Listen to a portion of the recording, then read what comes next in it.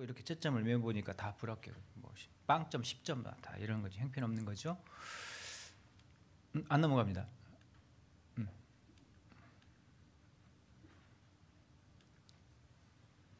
네, 불은 들어오는데. 네.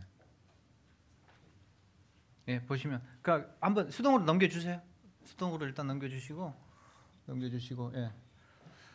그럼 이제 여기 보면은 지난주도 이제 말씀드렸지만은 제가 이제 지난주에 전체적으로 역사기를 쭉 훑어오다 보니까 왕들의 이야기를 제가 조금 더 자세히 못 드렸습니다. 그러니까 두리뭉실하게 이거 도표 보세요 하고 이 도표 중심으로 설명하고 말았잖아요. 근데 사실은 조금 더 제가 거기서 콕 집어서 한 두 가지는 이야기를 해야 됩니다. 그래서 오늘 그 부분을 조금 더 제가 말씀을 드리려고 그래요. 일단은 그 나라가 두동강 났잖아요. 솔로몬이 잘하면 됐는데 후반기에 인생 후반전에서 완전히 망가져요. 솔로몬이. 저는 이제 그래도 천국 갔다고 이제 믿고 있지만 어쨌든 후반전이 형편없습니다. 그 결과 나라가 두동강 나는데 그래서 두 지파는 남쪽, 10지파는 북쪽으로 붙어버려요. 자, 이게 힘이 균형이 안 맞잖아요. 북쪽이 10지파면 훨씬 힘이 있으니까 금방 와서 딱 덥석 그냥 삼켜버릴 것 같은데 그렇게 하지를 못하는 이유가 유다가 너무 힘이 세요. 한 지파가 10지파를 감당할 만큼 굉장히 이게 상당히 세력이 강한 지파가 유다였습니다. 그래서 이렇게 이제 두동강이 나는데 솔로몬 이야기 넘어가고 이렇게 두동강으로 났잖아요. 이렇게 두동강 났지만은 맞짱 트는 거예요. 남쪽 나라하고 북쪽 나라가. 왜냐하면 유다가 그만큼 대장 지파 노릇으로 힘이 셌습니다. 땅도 처음부터 크게 받았어요. 하나님이 이상하게 유다에게는 땅덩어리 더 크게 줬습니다. 남쪽에. 그래서 해볼만 했습니다. 팽팽했어요. 그게 세력이. 그래서 이제 분열 왕국 시대 이야기가 열왕기상 12장부터 열왕기하 17장까지 이제 가고 17장 넘어는 이제 나라가 망한 이야기예요. 남왕국, 북왕국 다 망해버리잖아요. 그래서 이렇게 두 개로 쪼개집니다. 쪼개지는데 보세요. 땅덩어리가 북쪽이 조금 더 커요. 유다가 워낙에 땅을 좀 크게 잡았습니다. 하나님이 주셔가지고. 그래서 땅이 좀 더 이렇게 북쪽이 크긴 크겠지만은 힘은 비슷했어요. 근데 문제는 수도가 예루살렘이에요. 유다 땅, 유다 지파의 예루살렘이 수도였단 말이죠. 국가의 수도가 우리 대한민국 수도가 이제 서울이잖아요. 이제 그런 식으로 딱 쪼개졌는데 수도는 예루살렘으로 가 있어요. 근데 문제는 그 예루살렘에 뭐가 있냐면은 성전이 있어요. 성전이. 근데 거기가 신앙생활의 중심지거든요. 그러니까는 무슨 일이 있으면 성전에 올라가야 되거든요. 백성들이. 근데 국경선이 그어져 있으니까 38선이 그어져 있으니까 뭐 이제 가면 또 안 되는 상황이잖아요. 근데 백성들이 자꾸 가요. 뭐 그때 당시에는 무슨 철조망으로 가려는 것도 아니고 그러니까 자꾸 가. 그러니까 북왕국에서는 난감한 거예요. 여로보암이 나라를 쪼개 먹었는데 자꾸 백성들이 예루살렘으로 가려면은 정치적으로 북왕국이 백성들 통제하기 어려워요. 그래서 이게 안 되겠다 고민하다가 여로보암이 꾀를 냈는데 그게 뭐냐면은 야, 예루살렘까지 뭐 예배를 드리러 가냐. 자, 내가 두 군데 예배 장소를 마련해 놓을 테니까 그쪽으로 가서 예배 드려 라고 하면서 남쪽의 베델 지역에다가 성전을 별도로 세우고 북쪽에 단이라는 저 끝에 자 이쪽 동네는 가깝게 여기 가서 예배 드리세요. 자 여기에 또 남쪽이 있으니까 그쪽 가서 예배 드리고 두 군데 있으니까 가까운 데 선택해서 가세요. 예루살렘 가지 마세요. 그래서 국경을 봉쇄를 하고 예배당을 두 군데를 마련해 놓습니다. 백성들이 그쪽으로 가라고. 그래서 끈을 끊어버리는 거예요. 남쪽 유다하고의 이렇게 소통이 되지 않도록. 그리고 그런 정치적 조치를 내렸습니다. 근데 이게 문제는 뭐냐면은 하나님을 섬기면 괜찮은데 금송아지를 여기다 송아지상을 놔두고 이게 하나님이다. 하나님을 없애버리고 하나님 대신에 소를 숭배하도록 했고 그러니까 다른 예배당이죠. 이제 이게 문제인 거예요. 그런 여로보암은 궁여지책으로 꾀를 내서 정치적으로 완전히 독립을 하려고 이런 조치를 내렸는데 정치적인 책략이죠, 사실은. 그래서 이 북왕국 여로보암이 이런 죄를 저지른 거예요. 그래서 자꾸 이제 여로보암의 길로 갔다는 말은 이런 짓거리 했다는 겁니다. 이제 왕들의 이야기를 보면 북왕국 왕들은 죄다 100% 여로보암의 길로 갔다. 전부 그렇게 평가를 받습니다. 전부. 그 여로보암의 길로 갔다는 말이 이 짓거리 했다는 거예요. 처음에 나라를 독립시켰던 초대 북왕국의 초대 왕 여로보암처럼 똑같이 그 이후의 왕들도 똑같은 길을 갔다는 것입니다. 근데 여로보암이 어떤 죄를 저질렀는가 이거예요. 다른 신을 송아지상을 이렇게 제작해서 이게 하나님이다라고 섬기도록 했습니다. 이거 필기하실 필요 없고 그 파일 있잖아요. 방송실에다 내가 지금 컴퓨터에 담아놨어요. 그러니까 목사님 필요하신 분들은 이 파일을 전부 복사해서 나눠드리면 돼요. 또 필기하시면 또 괜찮아요. 예, 여기 강의 안에다 이렇게 좀 적어놓으시면 또 기억도 나오고 괜찮습니다. 그 다음에 불법적인 성소를 만들었다는 거죠. 제단을. 합법적인 건 예루살렘 성전, 예루살렘 제단만이 하나님 허용한 것인데 아이고 그것만이 합법이냐 하면서 자기가 여기가 예배당이다라고 두 군데를 만들었다는 거죠. 그 다른 성소예요. 불법이죠. 그 다음에 제사장도 없잖아요. 정통 제사장 다 예루살렘에 있으니까 야 우리끼리 제사장 세우지 평민을 아무나 네가 제사장이라 까오집어 이렇게 이제 한 거죠. 그 다음에 절기도 무슨 뭐 예배의 날을 뭐 우리가 남한국 따라갈 흉내 낼 필요 있어? 우리가 독자적으로 또 만들어. 그래서 예를 들어 초막절은 7월 15일이에요. 무슨 뭐 날짜 겹치기를 하지 말고 우리는 한 달 후에. 그래서 8월 15일로 초막절 잡아. 종교 절기도 지들 마음대로 이제 마련했죠. 그러니까 완전히 이건 다른 종교예요. 신도 다르고 숭배하는 신도 예배법도 달라지고 전혀 다른 종교죠. 이게 여로보암의 길이입니다. 근데 그 이후의 왕들도 다 여로보암의 길로 갔다라는 말을 성경 읽으면 나오잖아요. 계속. 그죠? 계속 나오죠. 그게 이거를 의미합니다. 똑같은 짓을 했다는 거죠. 북왕국 왕들은 그러니까 다 형편없었습니다. 자, 그러면 왔다 갔다 하는 왕들의 이야기를 성경이 어떻게 말하고 있는가? 열왕기나 역대기를 보면은 어떤 왕을 소개할 때 이런 식으로 이런 순서를 이야기해요. 어떤 왕 이야기에 나오잖아요. 그럼 중간에 안 자르고 그 왕 이야기를 처음부터 끝까지 쭉 합니다. 성경에서. 아합 왕 이야기 나오잖아요. 아합 왕을 처음부터 끝까지 이야기를 해요. 다 이야기하고 난 다음에 상대방 왕은 누구였다라고 이렇게 언급해주고 그 왕에 대한 이야기를 다 하고 그 다음에 그 반대편 이야기 왕을 또 하기 시작해요. 다시 이제 돌아가서 그 왕에 대한 이야기를 처음부터 끝까지 하는 식으로 합니다. 중간에 자르지 않아요. 그러니까는 이야기가 시간이 뒤바뀌는 경우가 많아요. 다 이야기했는데 다시 돌아가서 그 왕 이야기를 옛날로 돌아가서 이야기를 또 이야기 시작해요. 그러니까 이게 막 뒤죽박죽 이렇게 돼 있습니다. 그러니까 열왕기를 읽을 때 시간 정리가 잘 안 돼요. 이렇게 인물도 너무 사람도 많이 나오는 것도 있지만은 뭔가 이렇게 어수선한 것을 느낄 수가 있는데 요게 이제 도움을 준다는 거죠.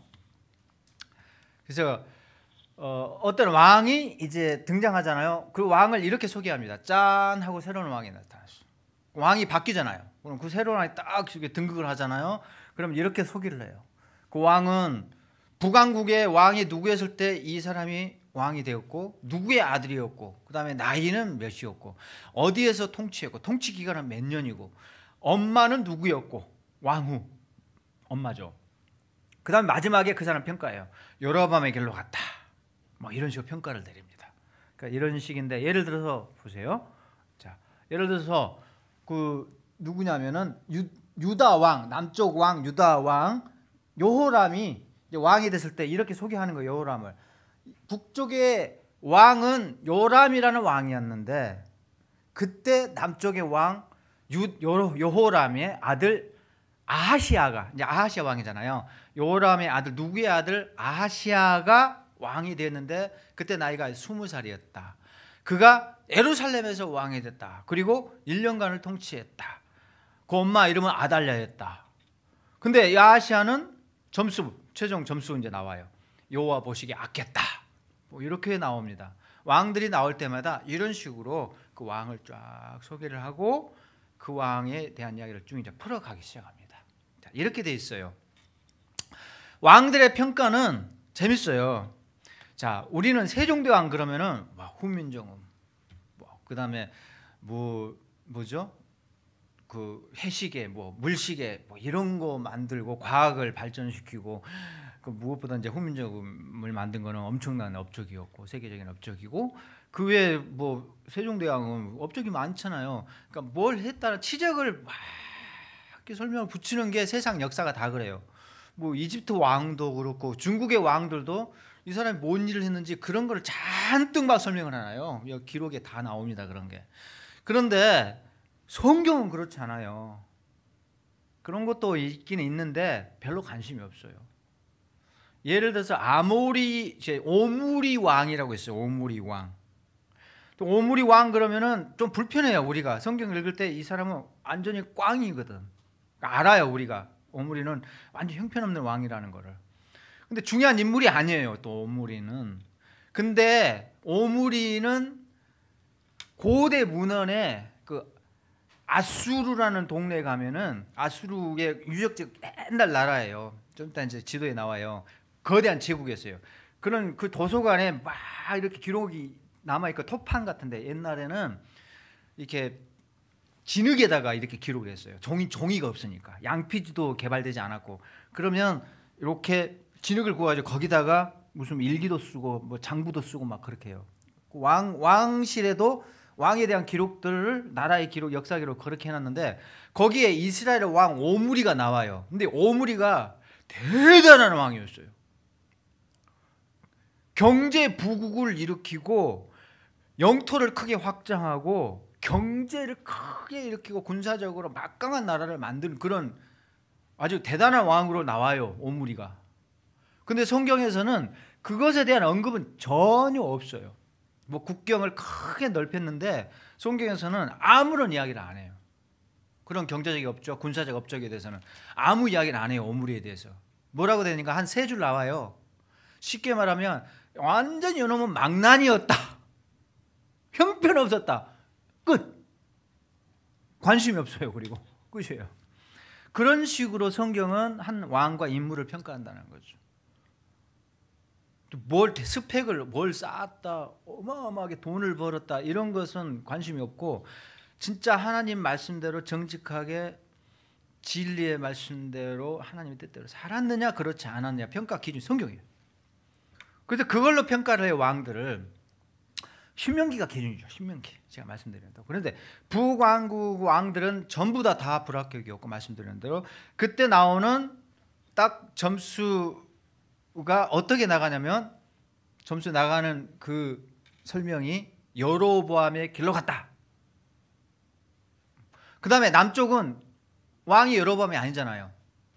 그래서 다윗과 솔로몬, 르호보암 이렇게 가잖아요. 그러니까 북쪽은 여로보암이 초대 왕이었고 똑같이 그 길을 갔고 근데 남쪽은 여로보암이 아니니까 하나님이 뭐라고 평가하시냐면은 여호와 보시기에 악했다. 꼭 이렇게 점수를 줍니다. 그러니까 둘 다 불합격이 꽝인 거죠. 한 두 사람 정도만 겨우 합격 판정 받고요. 이런 평가를 다 받고 있다는 걸 우리가 알 필요가 있습니다. 그러는데 이제 그 왕들이 왔다 갔다 등장하는데 우리가 주시해야 될 왕들은 누구냐면 여기서 우리가 봐야 될 것은 왜 북왕국이 망했고 남왕국이 또 결국은 그 다음에 또 망했느냐 요걸 우리가 알아야 돼요. 둘 다 망하잖아요. 결국은 두들겨 맞고 하나님 앞에 그냥 매질을 당하고 결국은 나라 자체가 이제 사라져요. 결국 하나님이 두 손 놔버린 거예요. 결국은 두 나라 모두. 그래서 북쪽이 왜 망했고 남쪽은 왜 망했는지 이걸 우리가 알 필요가 있습니다. 왕들이 많이 지나가지만 결국 나라 말아먹은 망하도록 한 사람들은 우리가 아주 이렇게 주목해서 봐야 되는데 아합 왕이 굉장히 사악하죠. 아주 사악하죠. 아합 때부터 이제 망가지기 시작해요. 그러니까 처음에 남북 동맹 시대가 시작되죠. 남북이 갈라지긴 했지만은 처음엔 사이가 좋았어요. 의외로 사돈까지 맺어요. 심지어 처음에는 괜찮았어요. 사이가 이혼을 했지만은 그렇다고 해서 막 으르렁대고 그렇지 않고 그냥 이렇게 사이좋게 지내는 심지어는 나중에는 사돈까지 맺는다니까요. 그래서 아합 왕이 제일 악랄한 왕 중에 하나입니다. 그래서 북왕국의 와하방일 때 남왕국의 아하시아가 둘 다 타락을 하는데 북왕국 아합이 주도를 하죠.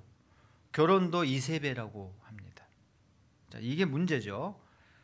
아합은요 국가적으로는 엄청 경제를 크게 번성시켰어요. 근데 영적으로는 형편없이 타락을 했죠. 그래서 여기 보세요. 이제 지난주 잠깐 보여드렸잖아요. 그래서 아합왕을 초점을 맞춰야 돼. 첫 번째는 우리가 이 나라를 어떻게 말아먹었는가를 봐야 되니까 어떻게 망가뜨렸는가.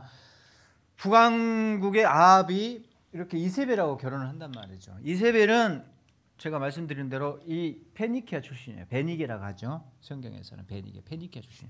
여기 시돈이라고 있는데 시돈 여자예요. 거기서 시집을 와요. 돈이 많은 나라였어요. 페니키아가. 돈 보고 결혼한 거예요, 사실은.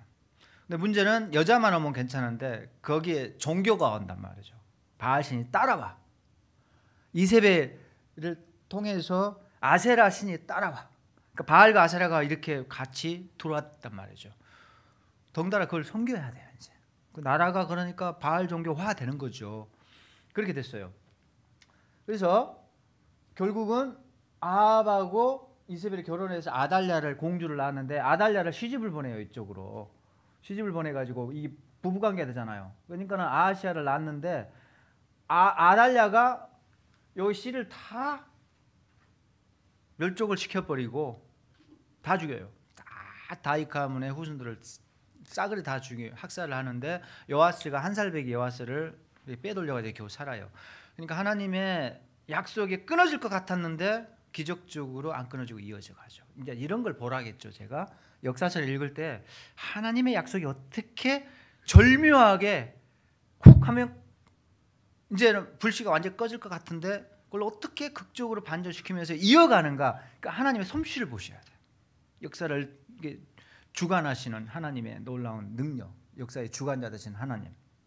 이걸 우리가 볼 수가 있어야 되는데 한 살배기 꼬맹이 젖먹이를 빼돌려가지고 살아남아요. 그래서 결국 아달랴가 여기서 여자 왕으로 잠깐 등극을 해서 학정을 하고 폭정을 하는데 뒤집어지죠. 그래서 아달랴가 폐위되고 죽고 8살짜리 7살짜리 꼬맹이가 이제 왕이 됩니다. 요아스가 다시 다윗 왕가를 이어가요. 자, 이것을 우리가 이제 볼 필요가 있어요. 어떻게 하나님의 약속이 간당간당하면서 아슬아슬하면서 안 끊어지는가? 요 스릴 있는 장면을 우리가 이 역사의 드라마에서 이제 살펴볼 필요가 있습니다. 아합 왕의 이야기에서는 가장 핵심이 저 부분입니다. 아합은 나라를 최대로 망가뜨리는 장본인 중에 한 사람이었고, 그러면 결국은 북왕국하고 남유다가 어떻게 망했는지를 우리가 살펴볼 필요가 있는데, 자, 이렇게 나라가 짱짱했단 말이죠. 괜찮아요. 솔로몬이 나라를 크게 확장시켜가지고 솔로몬 제국이 암몬, 모압, 에돔까지 다 제압을 했어요. 다 굴복시켰어요. 까불지 못하도록. 그리고 북쪽도 한참 올라가서 저쪽 메소포타미아 저기 유브라데스 티그리스 강이라고 있어요. 메소포타미아 지역에 그 아브라함이 이렇게 이사온 동네거든요. 그쪽 어강까지 국경을 확장시켰어요. 그러니까 하나님의 약속의 땅을 크게 넓혀 주셨죠. 잘 나가는 왕이는 그 나라였는데 왜 이렇게 망했는가? 근데 솔로몬 때부터 징조가 생기기 시작했죠. 불순종했으니까. 아합 왕 때 이제 제대로 나라를 망가뜨렸고, 그래서 하나님은 그래도 이제 참으시고 기회를 계속 주셨는데 결국 이제 나라가 망한 그 과정을 우리가 봐야 됩니다. 자, 남북이 좋은 시절 끝나고 사돈까지 맺었는데 아달랴를 폐위시키면서 이제 냉전 관계로 들어가요. 이제 서로 이제 싸우는 거죠. 그러니까 둘이 태격태격하게 싸우는데 경쟁관계, 군사적으로 충돌하는데 문제는 자기들끼리 싸우면 돼요. 근데 주변 강대국들을 자꾸 끌어온단 말이죠. 요게 문제예요. 그러니까 군사적 전략과 예교수를 동원합니다. 하나님은 없어요. 둘 다. 하나님은 안중에 없어요. 그것 때문에 이제 이게 선지자들이 나타나가지고 막 이사야가 나타나가지고 너네 뭐 하는 짓이냐. 하나님은 안중에도 없고 이집트의 말을 의지하고 이집트 탱크를 의지하고 미국의 미사일을 의지하고 중국의 돈을 응? 중국이 짱 먹을 것 같으니까 우리는 중국 쪽에 붙어야 된다는 말을 하고 왜 이러느냐는 거죠. 하나님은 없고 계산기만 두들리고 있다는 거죠. 이사야가 딱 나타나가지고 너네들 이렇게 가면 다 죽는다. 이집트가 뭐고 아수르가 뭐고 바벨론이 뭐냐. 하나님은 어딨냐. 어디 줄타기 하려고 할지 맨 그 머리 굴리고 있지 않냐고. 막 야단을 칩니다. 이사야가. 그래서 이제 그런 관점으로 이사야를 읽으셔야 돼, 여러분들. 이사야가 큰 게 66장이나 되는 66장이 제일 두꺼운 책이잖아요, 사실은. 그런 관점으로 역사적 배경을 이렇게 비추어서 읽으면은 막 이렇게 이사야가 왜 이런 말을 막 쏟아내는지가 이제 실감이 됩니다. 자, 이 전쟁을 하는데 예술가 주변 강대국에 의존을 했는데 오늘날 우리에게 주는 시사하는 교훈들이 많죠. 이게 우리도 지금 남북이 갈라지고 주변의 4대 강국에 의해서 우리가 자주적인 어떤 선택을 못하는 경우가 많아요. 미국, 러시아, 중국, 일본 4대 강국. 그래서 회담도 꼭 육자 회담을 하자.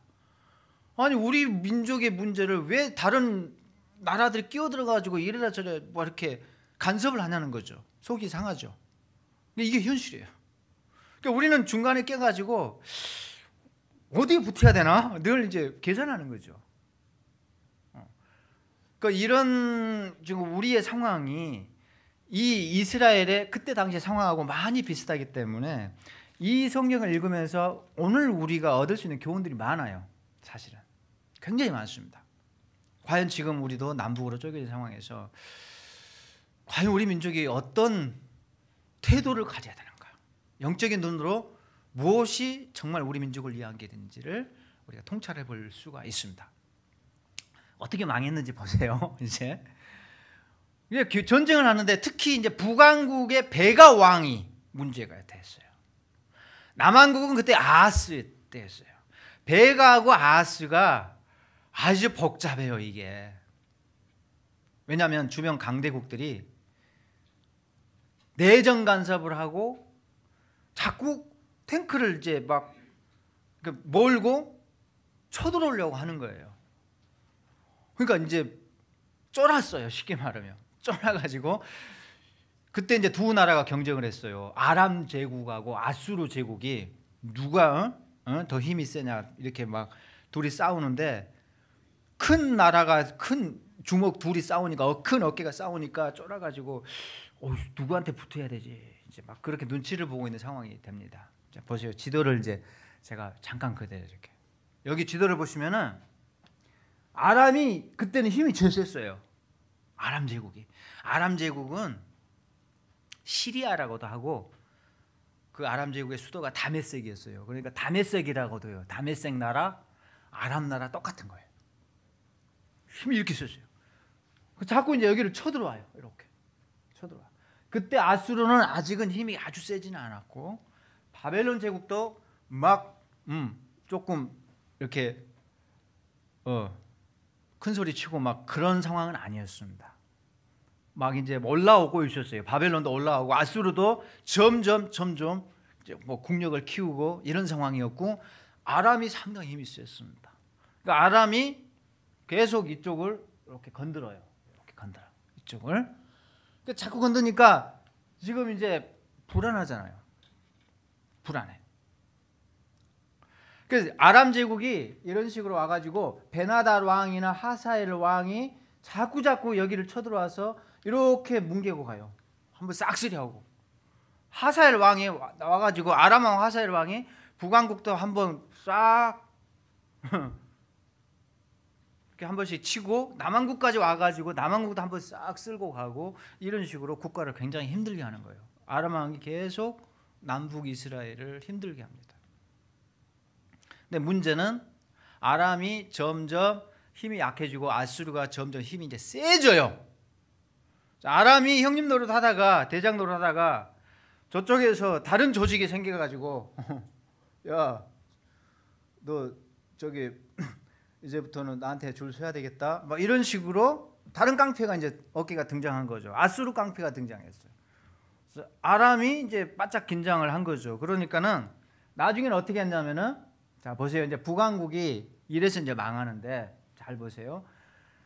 아람이 그렇게 못살게 굴었는데 아까 말씀드렸죠. 막 쳐들어와서 해코지하고 북왕국도 한 번씩 와서 털어먹고 남왕국까지 와가지고 약탈해가고 막 그랬단 말이죠. 그렇게 못된 아람인데 아수르가 점점 힘이 세지니까 아람이 어떤 전략을 펼치냐면 야야 미안하다. 야 우리 손잡고 잘해보자. 아수르를 우리가 막아야 될 거 아니냐.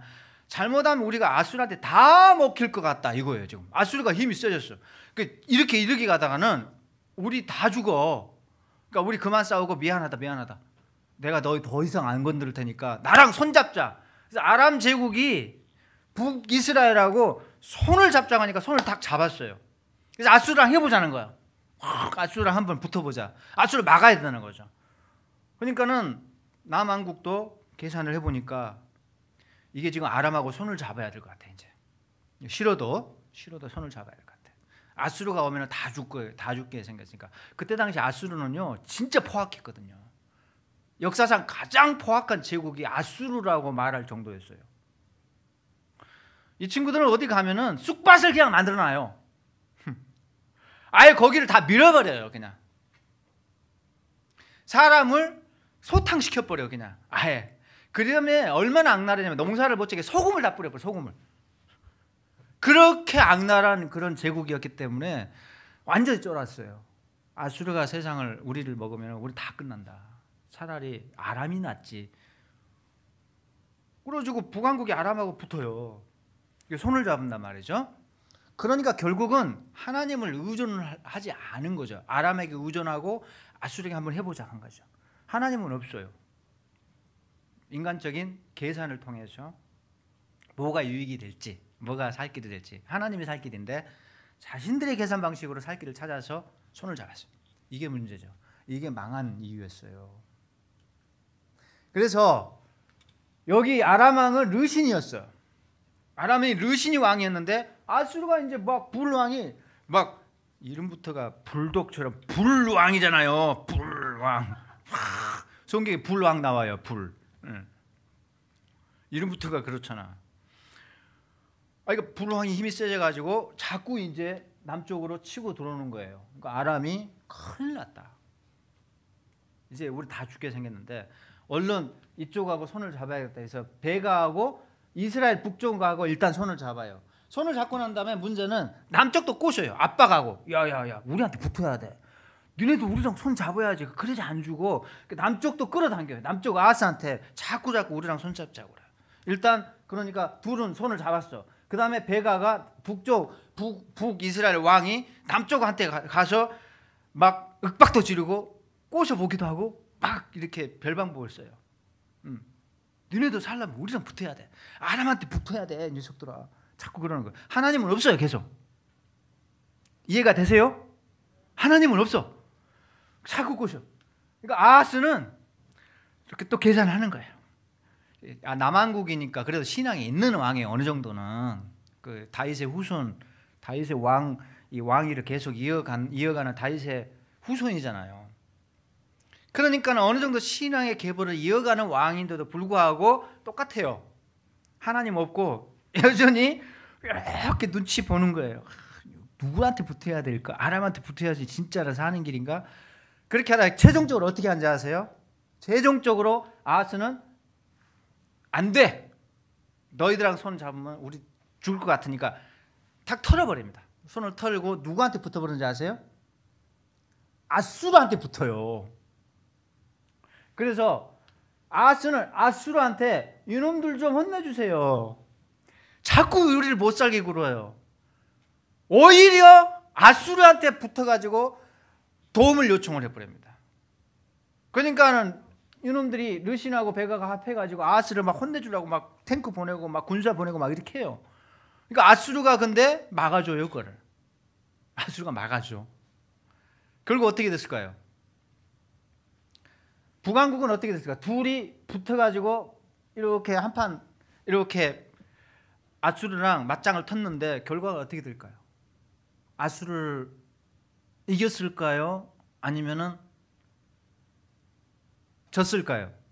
졌어요. 아수르가 그래서 결국은 아람을 격파하고 세계를 지배를 합니다. 결국 그러니까는 까불었잖아요. 북왕국 까불었잖아요. 자꾸 아람하고 붙어가지고 막 아수르한테 대들었잖아요. 가만 두겠어요? 자, 아람을 이렇게 쓸고 왔어요. 그 다음에 북왕국까지 왔어요. 니네 우리한테 까불었지. 그거 어떻게 됐을까요? 북왕국을 완전히 쑥대밭을 만듭니다. 제가 말씀드렸죠. 씨를 말려버린다고. 그래서 사람을 싹쓸이 다 해요. 그래서 북왕국이 다 뭉개져요. 북왕국은 흔적도 없이 사라져버립니다. 사람을 여기저기 전부 전 세계를 흩어버립니다. 그 다음에 거기 좀 남아있잖아요. 이스라엘 민족들이 좀 남아있잖아요. 다른 민족들을 데리고 와서 싹 섞어버렸어요. 좀 남아있는 사람은 다 혼혈을 시켜버렸단 말이에요. 잡종을 만들어버렸어요. 혼혈족을. 그러니까 민족을 섞어버리면은 힘을 못 써요. 단일 민족 혈통이 같으면은 막 말도 통하고 막 이렇게 동포의식도 있고 하니까 막 금방 단합이 돼요. 근데 피를 섞어놔 버리면은 단합이 안 됩니다. 그래서 전부 흩어버리고 남아있는 그런 이스라엘 민족들은 다른 민족들을 또 이렇게 와서 다 섞고 해서 혼혈 민족으로 만들어버렸습니다. 그 혼혈 민족을 뭐라고 부르죠? 네? 성경에 나오잖아. 사마리아인이야, 그 사람들. 사마리아인. 그래서 그때부터 사마리아인이에요. 북왕국 사람들은 다 사마리아인이야. 그때부터는. 그래서 사마리아인이 생긴 거예요. 그러니까 북왕국의 이스라엘 민족은 혈통 자체가 다 사라지고 없어졌습니다. 아수르가 그렇게 잔인했단 말이죠. 그러니까 일단 북왕국이 이렇게 망했어요. 마지막 왕이 누구냐면 호세아예요. 까분 대가죠. 아수르한테 대들었던 대가예요. 가만두지 않았어요. 그래서 근데 남한국은 살려줬죠. 왜 그럴까요? 남한국은 살려줬어. 너네들 잘했어. 나한테 아수르가 봐줬어요. 그래서 남한국은 살아남았어요. 안 망했어 아직. 그렇죠? 자, 여기까지 정리되죠? 왜 북왕국 망했는지 이해가 됐죠? 북왕국은 하나님을 의지해야 되는데 누구한테 붙을까? 이리 눈치 보고 저리 눈치 보고 이렇게 막 계산을 하다가 결국은 하나님을 내팽개치고 애교술과 군사력 뭐 이런 것을 계산을 해가지고 결국 사람을 의존하고 애교술을 의존하고 군사력을 의존해서 계산 잘못했죠. 그렇게 해서 결국은 하나님의 심판을 받아요. 하나님을 불신한 대가입니다. 아수르가 세상을 지배해요. 보세요. 이사야가 그때 뭐라고 예언했냐면은 이렇게 예언했단 말이죠.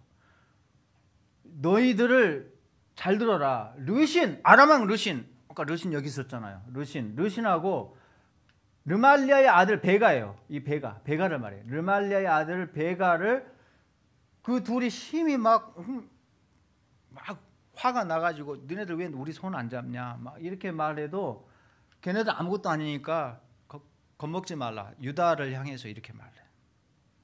두 동맹국이 손잡고 너네들도 막 누나를 불아리면서 손을 안 잡냐 이렇게 겁을 줘도 너네들 겁먹지 말라는 거죠. 자, 근데 이게 중요해요. 이 백성이 천천히 흐르는 실로와 물, 이게 누구냐면 하나님을 가리켜요. 하나님은 여전히 늘 이렇게 마르지 않는 지하수 샘물처럼 실로와 물처럼 계속 은혜를 주시고 공급하시는, 늘 곁에 계셔서 은혜 주시는 그런 우리 하나님이신데 그분을 버리고 르신과 르말리의 아들을 기뻐한다 이 말이에요. 지금 하나님은 어딨냐 이 말이에요. 지금 이거를 이야기를 하고 있어요. 이사야가 이런 이야기를 계속해요. 아수르를 의지하지 말고 아람 왕도 의지하지 말고 하나님을 의지하라고. 자 보세요. 이사야 10장에서는 또 뭐라고 하냐면은 아수르가 애굽이 한 것처럼 막대기로 너를 두들겨 팰 것이다. 너네 아수르하고 또 손잡으면 안 돼. 아까 유다가 아수르하고 손잡았죠? 그랬잖아요. 유다가 아수르하고 손을 잡았다 했잖아요. 그러니까 이사야가 그것도 안 된다는 거예요. 니네 하나님은 어디 있어? 자, 북왕국은 아람한테 쪼르르 줄 섰네. 니네는 하나님은 없고 아수르한테 쪼르르 줄 서고 있네. 그러니까 막 이사야는 화가 나는 거예요. 그게. 그래서 아수르가 애굽이 한 것처럼 니네들 가만 안 둘 거야. 나중에 니네 이쁘다고 오냐 할 것 같지? 니네도 아수르한테 다 죽었어 이제. 아수르한테 붙으면 안 돼. 하나님은 어디냐 이거예요. 지금 이사야는 이놈들이 하는 짓이 남이나 북이나 똑같다는 거죠. 하나님 어디 있어? 강대국이 너희들이 하나님이야. 북왕국은 아람이 너희들이 하나님이고 남왕국은 아수르가 너희 하나님이다 이 말이죠. 그러다 망했단 말이죠. 일단 북왕국이 망했어요. 그래서 아수르 세상이 된 거예요. 이렇게 호세아 때 북왕국이 멸망해. 북왕국의 마지막 왕은 호세아예요. 자, 그래서 여기를 보시면 이 도표를 보시면은 북왕국의 왕은 호세아로 끝나요. 드라마가 끝납니다. 자, 보세요. 7페이지 보시면 호세아가 마지막 왕으로 등장합니다. 그래서 이게 두 칸으로 남과 북이 왕이 두 칸으로 이렇게 쪼개져 있다가 8페이지 가잖아요. 이제 넘기시면 9페이지 가면은 한 페이지밖에 안 나와. 유다 단독 왕국 시대야. 왜? 북왕국은 망했잖아. 그러니까 히스기야가 이제 왕이 돼요. 히스기야가. 남왕국은 히스기야가 이제 왕이 이야기가 시작돼. 북왕국 없이 유다만 남았는데 왕이 히스기야예요. 그래서 9페이지부터 보면은 히스기야 왕에 대한 이야기가 나오는데 히스기야는 중요한 왕이죠. 좋은 왕이에요. 그런데 불구하고 좀 잘못한 게 있어요. 몇 가지. 뭐 여기서 다 설명할 수는 없고 완전한 인간은 아니니까 90점 정도 받았는데 10점 마이너스를 받은 이유가 이게 좀 아쉬운 점이 있었어요. 그게 뭐냐면 이게 자꾸 이 이사야는 이집트한테 의존을 해요. 이제 자, 아수르가 너무 무서운 거예요. 일단 봐줬으니까 나라는 안 망했잖아요. 아수르가 너네는 우리한테 줄 섰으니까 너네들까지는 내가 꿀꺽하지 않을 거야. 봐줬어요. 그럼 아수르한테 잘하면 돼요. 아부하고. 근데 이제 쫄아가지고 겁먹어가지고 이집트한테 이렇게 빌붙어가지고 아수르를 막아보려고 했어요. 그래서 히스기야의 잘못은 이집트한테 의존하는 거였어요. 애굽이라고 하죠. 애굽의 말을 의지하는 거예요. 히스기야는. 그게 잘못이야. 불신앙적이었어요. 다 잘했는데 그런 게 조금 감점 요인이었어. 그러니까 이집트도 셌거든요. 아직은 나라가 건재했어요. 옛날처럼 막강하진 않았지만 그래도 부재가 망해도 3년은 간다고 아무도 함부로 건들 수 없는 그런 나라였습니다. 여전히 센 나라였어요. 그러니까 이집트를 끌어당겨가지고 아수르를 막아보려고 했는데 아수르 입장에서는 뭐죠? 이것들 봐라 또 까불고 있네 라고 하면서 히스기야 때 아수르가 쳐들어오잖아요. 자, 히스기야 때 랍사게 알죠? 랍사게 안 들어봤어요? 그래서 이 사네립 왕이 이제 불왕 다음에 사네립이 왕이 돼요. 사네립이 랍사게 장군을 보내가지고 이렇게 혼 좀 내라라고 한 거. 히스기야 저놈 좀 한번 혼 좀 내주고 와라라고 한 거예요. 왜 그랬을까요? 히스기야가 무슨 짓을 했다고요? 다 잘했는데 이집트를 의지해서 이집트를 끌어당겨야지. 이집트에서 비행기 좀 보내주고 탱크 좀 보내줘야지 우리가 아수르를 조금 막고 조금 안심을 할 수 있겠다. 아수르가 언제 우리를 먹을지 몰라. 그런 이제 조바심 때문에 이집트에게 도움을 요청했어요. 그걸 알고 니네들 그래? 라고 하면서 지금 이제 사네립 왕이 이제 보낸 거죠. 이렇게. 왜 여기 나와요? 여기 나오면 안 됩니다. 사네립 왕이 이렇게 이제 보낸 거죠. 이렇게 보내가지고 히스기야 왕을 이제 혼내주려고 이제 또 넘어가요. 넘어가시면 안 됩니다. 히스기야 왕을 혼내주려고 이제 군사를 보낸 거죠. 그래서 히스기야 왕이 아수르를 격퇴를 해요. 놀랍게도. 어떻게 격퇴했을까요? 꼬맹이 나라예요. 어깨가 떡대가 이런 그 동네 깡패를 동네 어깨를 초등학생이 뭐 어떻게 안 되잖아요. 꼬맹이가. 근데 어떻게 이겼을까요? 이겨요.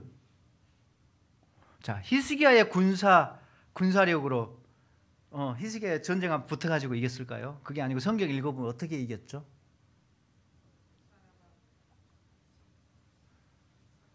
아수르 군다가 한 18만 명이 다 전염병으로 떼죽음 당해요.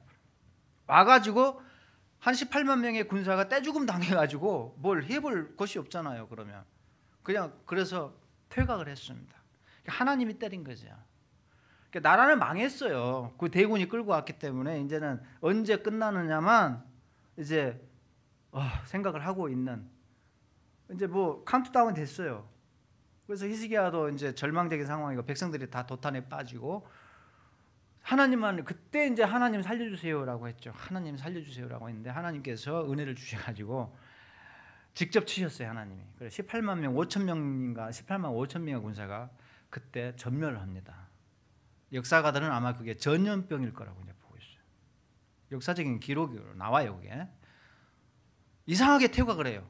많은 군사를 잃고 전쟁도 안 했는데 그게 아마 전염병으로 그랬을 가능성이 큰데 하나님이 직접 쳤어요. 그래서 뭘 해보지도 못하고 아수르가 그대로 퇴각합니다. 그래서 나라가 살아남아요.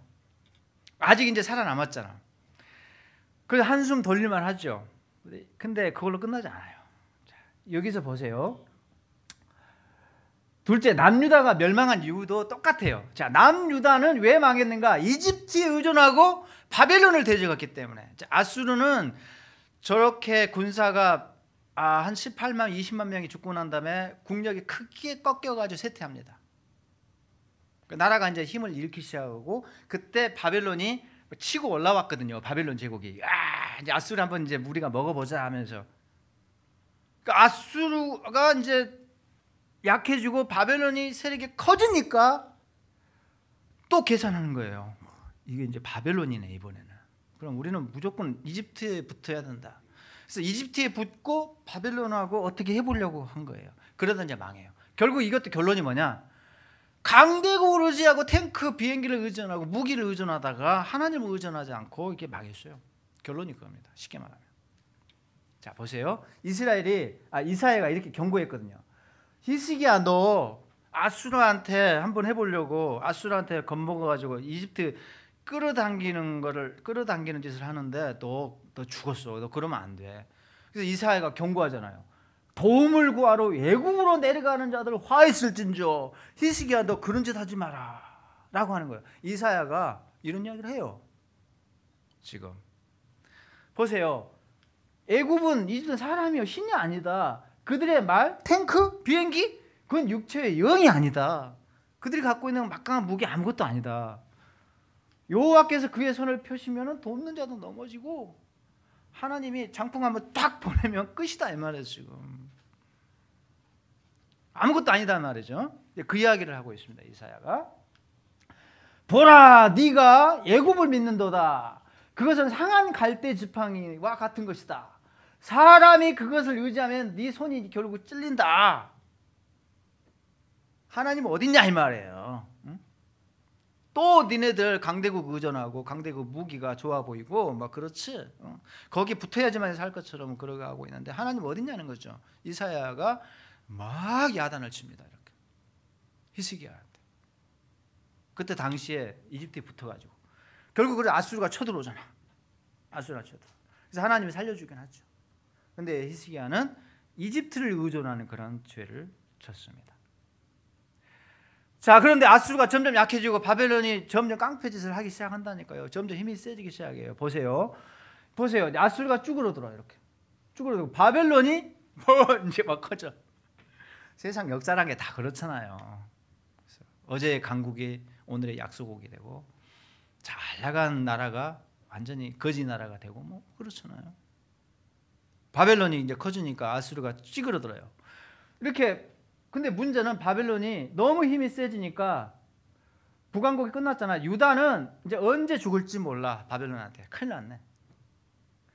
근데 위협을 느낀 거는 유다뿐만 아니고 아수르뿐만 아니고 이집트도 위협을 느껴요. 너무 힘이 세니까 여기까지 치고 들어올 것 같아. 그래서 이렇게 바벨론이 여기를 쳐요. 아수르를 이제 뭉개려고 막 이제 군사를 보내요. 조금만 치면 끝나 이제. 끝났어. 근데 이집트도 이렇게 치고 와요. 너무 힘이 세니까 이쪽도 이집트도 먹으려고 먹어. 유다 이것은 조그만 주먹만한 땅이라 코딱지만 하기 때문에 별로 관심이 없고 이집트가 땅덩이 크잖아요. 바벨론 이렇게 힘이 세요. 그러니까 이집트 입장에서는 지금 이제 어떻게 해야 되겠어요? 이집트 입장에서는 이제 우리가 살아야 되겠어. 살려면 어떻게 해야 될까요? 이제 작전을 짜는 거죠. 자, 아수르가 망하면은 이제 다 죽는다. 아수르랑 우리랑 이제 싸우고 티격태격 했는데 바벨론 저놈들을 이기려면은 이집트하고 이제 아수르하고 손을 잡아야 되겠다. 그래서 이집트가 아수르랑 한패가 돼요. 한패가 돼요. 성경에 다 나온 이야기입니다. 그래서 아수르가 망하면 안 돼. 그래서 아수르를 살리기 위해서 군사를 보내요. 아수르를 도와줘야 돼. 여기서 막 전쟁 붙었어요. 막 밀리네. 그러니까 이집트가 그 소식을 알고 군사를 막 이렇게 지원병을 보내요. 막 군사를 끌고 올라가요. 올라가. 아수르를 돕기 위해서 올라간단 말이죠. 그래서 이제 치고 올라가는데 보세요. 이렇게 여기를 치니까 아수르가 나 우리 다 죽게 생겼네. 이집트 좀 도와줘라고 하니까는 이집트에서 니네 죽으면 우리도 죽어 라고 하면서 군사를 이렇게 보낸단 말이죠. 군사를. 유다는 조그만 나라 이렇게 꼬맹이 나라가 꼼짝도 못하고 강대국들이 어떻게 하는가 눈치만 보고 있어요. 여전히. 자, 이해가 가세요? 이해가 가죠. 눈치만 보고 있어. 그러니까 이집트가 군사를 보내가지고 여기서 한판 붙어요. 제대로 붙어. 운명이 걸린 전투를 한단 말이에요. 운명이 걸린 전투예요. 그래서 이집트의 바로라고 되죠. 바로 왕. 느고라는 바로 왕이 군사를 끌고 이렇게 올라가요. 직접 군사 끌고 올라갑니다. 왕이. 아수르를 살려야 된다. 안 그러면 우리도 다 죽는다. 라고 하면서 이제 올라가는데 군사를 끌고 올라가는데 유다의 요시야 왕이 좋은 왕이잖아요. 근데 판단 미스를 해요. 여기서 요시야가 다 좋은데 그게 감점 요인이야. 어리석었어. 요시야 왕이 참 이게 좋은 평가를 받은 왕이에요. 괜찮은 왕이었어요. 히스기야하고 요시야가 두 사람이 괜찮아요. 딱 두 사람만. 둘 다 85점, 90점 이상 받은 왕이었어요. 근데 히스기야도 이집트 의존하는 게 잘못이었는데 정반대로 요시야는 판단 미스를 해요. 이 상황에서 이집트를 못 올라가게 틀어 막아요. 왜 그런지 아세요? 그 이유가 있어. 왜 그러냐면은 아수르가 너무 못 살리고 그랬어요.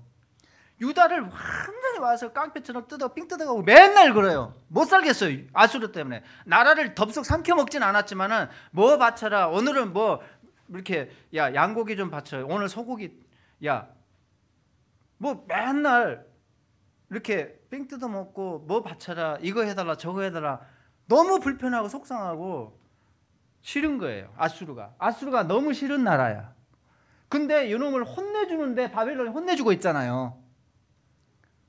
다른 형님이 와가지고 야 이놈이 네 못 살게 그랬어. 깃방망이 막 때리면서 해주니까 너무너무 좋아. 이러고 있잖아요. 유다는 너무 좋은 거예요. 아수르를 두들겨 패주니까. 두들겨 패주니까 조금 있으면 이놈이 이제 완전히 거꾸러질 것 같은데 살리겠다고 이집트가 올라가니까 안 돼요. 약간 틀어 막아요. 여기서 이집트 군대를 못 가게 틀어 막아. 군사를 끌고 가가지고 군사를 끌고 와서 이집트랑 어떻게 해보겠다는 거야. 어리석었죠. 그래서 거기서 죽어요. 요시야가 거기서 이집트가 올라가면서 딱 막으니까 넌 뭐야 하고 한 방 탁 치고 끝나요. 넌 뭐야 하고 탁 치고 올라가요. 그래서 요시야는 어이없이 죽고 꼬맹이잖아요. 치고 올라가요. 여기까지. 여기서 격돌을 해요. 운명이 걸린 전투를 합니다. 그래서 요시야는 죽었어요. 자, 유다는 이집트를 틀어막고 어떻게 이제 해보려고 했었어요. 아수르를 살려보려고. 그러니까 그게 바벨론한테는 밑보인 거죠. 이제 무슨 말 알겠어요? 자, 그래서 자 보세요. 여기 이제 열왕기하 23장을 보시면은 여기 번역이 잘못되어 있어요. 여기 성경 얼른 펴봐요. 열왕기 23장 29절 펴봐요. 거기는 고쳐야 돼. 연필을 갖고 왔으면 그거 고치세요. 요시야 왕 당시에요. 예구방 바로 누고가 왓수르 왕을 치고자 이렇게 번역되어 있는 우리 성경이. 근데 치려고 올라간 게 아니라니까는 아수르를 치려고 올라간 게 아니라 도와주려고 올라갔어요. 그러니까 치고자가 아니라 돕고자로 얼른 바꾸세요. 도와주려고 도와주려고. 왜 도와주려고 올라갔어요? 아수르가 망하면 안 돼. 바벨론이 세상을 다 먹으면은 큰일 나. 이집트도 이제 다 망할 것 같으니까 아수르를 살려놔야 돼. 그러니까 아수르를 도와주려고 이집트 군대를 끌고 아수르를 돕기 위해서 올라갔어요. 연합작전 하려고. 그러니까 이게 아수르 치려고 올라갔다 정반대야. 바꾸세요. 그거 바꾸시면 돼. 그러면 도우려고 올라갔단 말이에요. 이게 치려고 올라간 게 아니라 유브라데강까지 올라갔어. 이제 유브라데강으로 여기 유브라데강 여기 있잖아요. 여기까지 올라간 거예요. 올라갔어요. 여기서 이제 전투를 해요. 하란 이쪽 근방에 전투하는데 누가 이겼을까요? 여기까지 올라가서 요시아는 여기 틀어막다 죽어요. 무기또에서 안 돼 하고 갈아먹다가 하고 죽어요. 그냥 어이없이 죽어. 그 꼬맹이가 뭘 하겠다고. 그 죽고 이렇게 야 또 뭐야 하고 이게 그냥 딱 치우고 이제 올라가는데 올라가서 여기서 큰 판이 벌어지는데 결국 누가 이겼을까요? 결국은 누가 이겨요?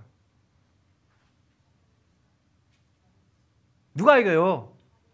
이집트가 이길까요? 바벨론이 이길까요? 당연히 바벨론이 이긴단 말이죠. 바벨론이 제일 힘이 있었어요. 이집트도 그래도 아직까지는 힘 꽤나 썼는데 안 되는 거예요. 그래서 여기서 제대로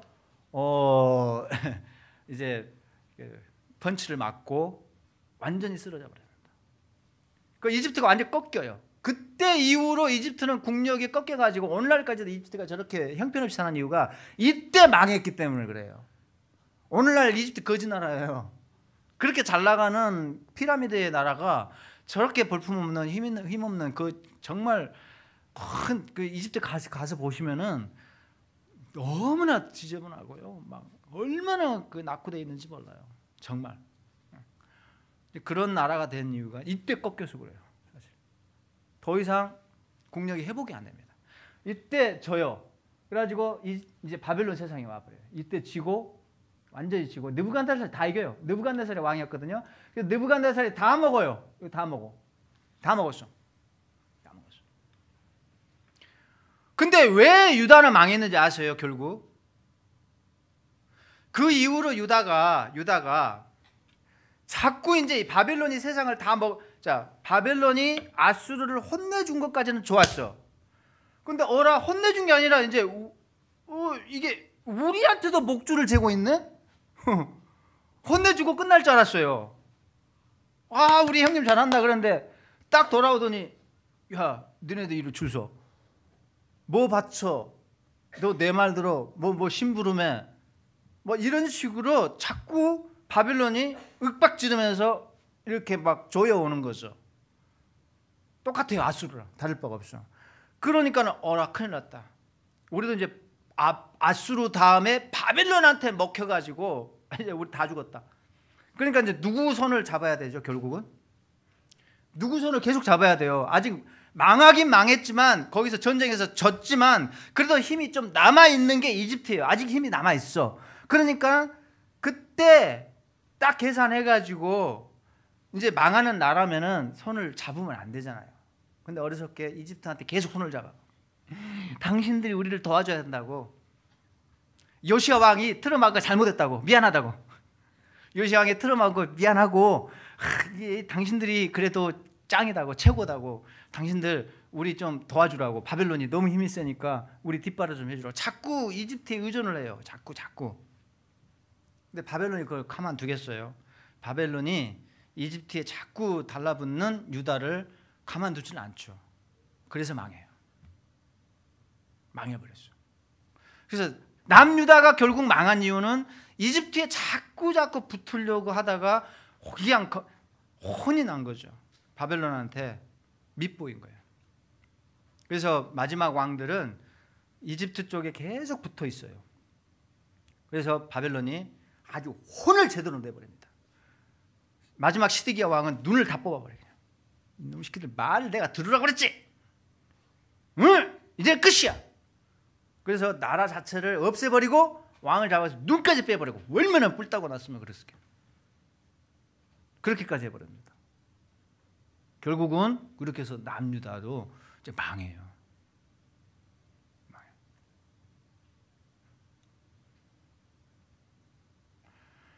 그래서 이제 마지막 왕을 보시면은 남유다가 망할 때 그 10페이지 보시면은 마지막 왕이 시드기야잖아요. 그 10페이지를 보시면은 전부 왕들이 이집트한테 가서 뭘 어떻게 해보려고 한 사람들이야. 자꾸 바벨론이 와가지고 이 새끼들 이놈 새끼들 말이야 말 안 듣지 막 그러면서 계속 이제 막 혼을 내주는 장면입니다. 계속 연발로 혼을 내주다가 시대하겠다는 더 이상 못 참겠다 해가지고 이제 끝을 내요. 그래가지고 결국은 남유다가 결국 망합니다.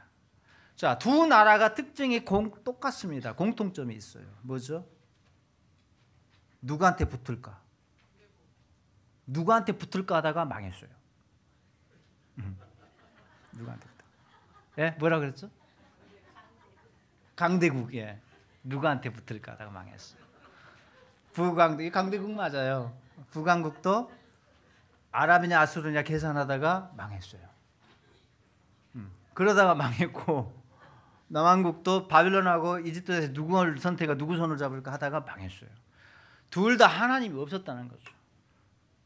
그래서 이사야는 이제 그거를 계속 질타한 거고 꾸중을 한 것이고요.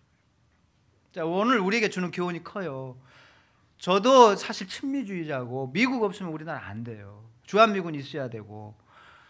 그러니까 하나님은 미국을 통해서 우리나라를 보호하신다고 저는 믿고 있어요. 저도 믿고 있는데 미국이 손 떼면 어떻게 할 거예요? 미국이 손 떼면 어떻게 할 거예요, 여러분? 그러니까 궁극으로 우리가 의지할 분은 하나님밖에 없어요. 이게 우선이 되고 그 다음에 미국 우리가 끌어당기더라도 하나님 절대 주권이 우선이 돼야 된다는 거죠. 미국 없어도 하나님이 우리를 뒷바라주면 된다는 그 배짱이 일단 우리에게 있어야 된다는 거죠. 그게 없으면 안 된다는 거예요. 우리에게 주는 교훈이 저는 그거라고 봐요. 그런데 이제 보수적인 성향을 가진 사람들은 미국 없으면 다 죽을 것처럼 생각을 해요. 이것도 저는 문제라고 생각해요. 어쨌든 이제 미국이 메시아의 나라는 아니잖아요. 미국이 고마운 나라지만 메시아의 나라. 메시아의 나라는 하나님께서 우리에게 가져다 주시는 그런 나라고, 하나님이 우리에게 예수 그리스도라는 메시아를 보내주셨기 때문에 메시아는 오직 하나님께서 보내주시는 것이지 세상 나라가 우리의 메시아는 아닌데, 미국이 이제 메시아 나라, 미국 대통령 거의 메시아급의 인물인 것처럼 이렇게 생각하는 경향이 없잖아 있는데, 현실적으로 우리는 현실 정치 속에서 어쨌든 미국이 우리한테 필요한데, 궁극의 절대 주권자, 우리가 의지해야 될 힘의 근원 되신 분은 우리가 하나님이란 거, 이거를 붙잡고 있어야 되겠다라는 그런 교훈을 얻습니다. 지금 이사야가 바로 그걸 이야기한 거예요. 최고 힘센 분은 하나님인데 왜 이리 붙었다 저리 붙었다 하느냐, 하나님은 어딨냐 이거죠. 그러니까 우리 한국 교회도 우리 한국 사회에도 하나님께서는 이걸 요구하신다고 봐요. 진짜 우리는 궁극으로 붙들어야 될 분은 이제 하나님이십니다. 우리 한민족의 운명은 그분이 쥐고 계시기 때문에 이 역사의 교훈을 통해서 우리가 뼈저리게 그걸 다시 한번 깨닫고 역사서를 읽을 때 우리 민족은 어떤 길을 가야 될지, 어떤 태도를 가져야 될지, 신앙적 안목은 무엇인지를 잘 분별하면 좋겠다는 생각이 듭니다. 미국에 의존하더라도 이게 남유다와 북이스라엘이 그 강대국들을 의존하는 것처럼 하나님 내팽개치고 의존하는 것은 문제가 있다. 저는 이제 그렇게 보는 것입니다. 자, 재밌었어요? 이게 흥미진진합니다. 재밌어요. 이게. 자, 그런데 이제 다 잡아갔잖아요. 여기 보세요. 이렇게 다 잡아가 버려요. 소위 말해서 조금 인물이다 하는 그런 젊은 친구들은 써먹으려고 다 잡아가. 그 두 가지 이유가 있어. 이 동네 남아서 똑똑한 놈들은 무언가를 이렇게 막 조직을 만들고, 뭔가 모사를 꾸며가지고 또 막 이렇게 일을 뒤집어 보려고 하고 해요. 머리 좀 쓰고 지도력 있는 친구들, 똑똑한 친구들 그래요. 그러니까 그런 짓 못하도록 뽑아갖고 일단 반란을 못하게 한 거죠. 그래서 그런 목적으로 아주 똑똑한 인재들은 뽑아갖고, 그 다음에 두 번째 그 나라를 써먹으려고 뽑아간 거예요. 두 가지 목적으로. 그래서 대거 똑똑한 놈들은 다 잡아가 버렸습니다. 그러니까 일부 남았지만은 많은 백성들이 바벨론으로 잡혀가요. 그러니까 시편에서는 뭐라고 나오죠? 바벨론으로 붙잡혀간 타향살이를 하는 이제 유대인들이 예루살렘을 그리워하면서 바벨론 관광에서 막 울잖아요. 너무너무 그리워서 고국이 그리워서 막 울어요. 타향살이가. 그게 이제 시편에 나오잖아요. 그렇죠? 그때 다 잡혀가요. 다니엘 세 친구 다 잡혀갔잖아요. 에스더가 왜 거기서 왕비예요? 유대인 여자가 잡혀가서 그런 거예요 지금. 그래서 거기서 지금 왕비도 나오고 그래요. 그러니까 귀족도 나오고 이게 상당히 고위층 관리들도 이제 나오고 다니엘 같은 경우는 거의 총리급 인물이었잖아요. 하나님이 이제 쓰셨어요. 거기서도 나름대로 쓰셨는데 어쨌든 간에 70년간 고생을 해요. 그리고 이제 바벨론이 왕이 또 바뀌잖아요. 왕이 바뀌어요. 이렇게 잡혀가서 여기서 살다가 여기는 이제 힘없는 그런 유다 민족들, 뭐 그냥 그만한 사람들만 이제 남아서 소수가 이제 힘들게 살고 있고 핵심 인물들은 다 여기 주인공들은 여기서 살았어요. 그래서 다니엘이나 에스더서나 에레미야나 이런 걸 읽어보면 전부 이게 포로기 상황이에요. 지금 잡혀가서 어떻게 사는가 그런 내용들입니다. 사실은. 근데 고레스라는 왕이 이게 이제 바벨론 제국을 다스리면서 고레스는 생각이 좀 달랐어요. 다 잡아와서 일 시켜 먹는 것만 이게 다 그렇게 좋은 정치가 아니다. 그것만이 알아서 하라는 것도 좋은 정치다 이 말이에요. 그래서 자 이제는 알아서 해라. 고레스는 정책이 달랐어요. 그러니까 상당히 지혜로웠어요. 바벨론이 엄청 땅덩어리가 큰데 민족들이 얼마나 많아요. 유대 민족만 있었던 게 아니잖아요. 민족들이 여기저기 엄청나게 많아요. 여러 민족들을 통치를 해요. 근데 걔네들을 다 이렇게 감시하고 회초리 들고 너 말 들어 안 들어 이렇게 하기 힘들다는 거죠. 힘들어. 그러니까 잡아다 막 이렇게 인재들은 끌어다 쓰고 하는 것도 힘들고 이게 어느 정도 한계가 있어요. 그래서 고레스는 더 이상 이렇게 큰 나라를 이렇게 통치하면 안 되겠다 싶어 생각을 바꿔요. 그 뭐냐? 자율 정치, 자립 정치를 해요. 자치권을 줘요. 자치권. 야, 니네 스스로 왕도 만들어라. 야, 니네 성전도 다 뭉개져 버렸거든요. 그때 느부갓네살이 와가지고 싹 잡아갈 때 성전 다 그냥 파괴시켜 버렸잖아요. 그러니까 솔로몬 성전이 전부 무너지고 터전만 남고 흔적도 사라지고 말았습니다. 그리고 성전 안에 있는 중요한 예배 용품들, 물건값 하는 것들 그런 거 전부 다 싹 전부 바벨론으로 들고 가 버렸어요. 쳐들어와 가지고 나라가 망할 때 성전도 이제 다 초토화됐죠. 성전의 예배 용품들 뭐 금등잔대 뭐 이렇게 향단 이런 거 전부 다 분해해 가지고 전부 바벨론에서 전부 다 전리품으로 챙겨가 버립니다. 그런데 이제 고레스는 생각이 달랐어요. 야, 니네 다 본토로 돌아가. 70년 후에 다 돌아가고 자, 니네 스스로 왕도 뽑고 그 다음에 예배당 필요해? 내가 돈 대줄게. 예배당도 다시 지어. 아니 세상에 이런 왕이 어디 있어요. 이런 제국의 왕이. 아주 놀랍잖아요.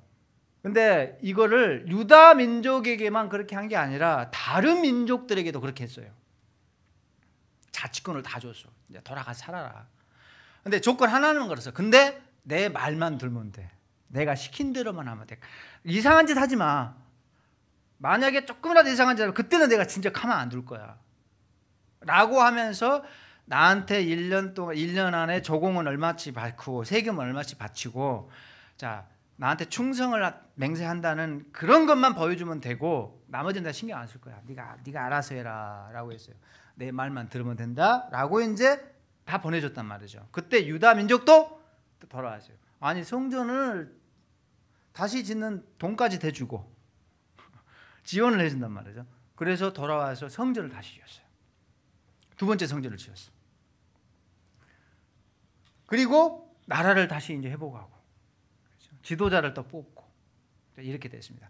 그래서 귀환을 한단 말이에요. 70년 후에 70년 고생하고 다시 70년 후에 돌아와서 성전과 더불어서 유다가 회복이 됩니다. 이게 세상 사람들은 뭐라고 하든 간에 하나님의 역사, 하나님의 섭리 속에서 이루어진 흘러간 이런 역사 드라마였단 말이죠. 세상 사람들 뭐라고 하든 간에 우리는 그렇게 봐요. 성경은 그렇게 보고 있고 하나님이 고레스라는 왕을 탄생하게 하고 바벨론의 왕이 되게끔 하나님이 그렇게 작정하시고 왕으로 만들어서 고레스로 하여금 유다 민족이 다시 회복되도록 했다는 거죠.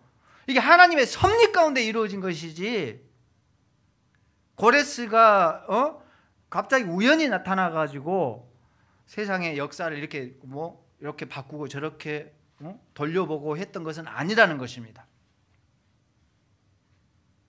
아멘? 우리 하나님이 하신 일이야. 고레스도 하나님이 보내신 사람이야, 결국. 그리고 이사야도 그렇게 말하고 있고, 하나님이 고레스라는 사람을 보낸다. 그래서 너희들 고레스를 통해서 돌아오게 할 것이다. 희망을 주고 소망을 줘요. 너네 끝난 게 아니다. 돌아온다. 반드시 돌아온다라고 하거든요.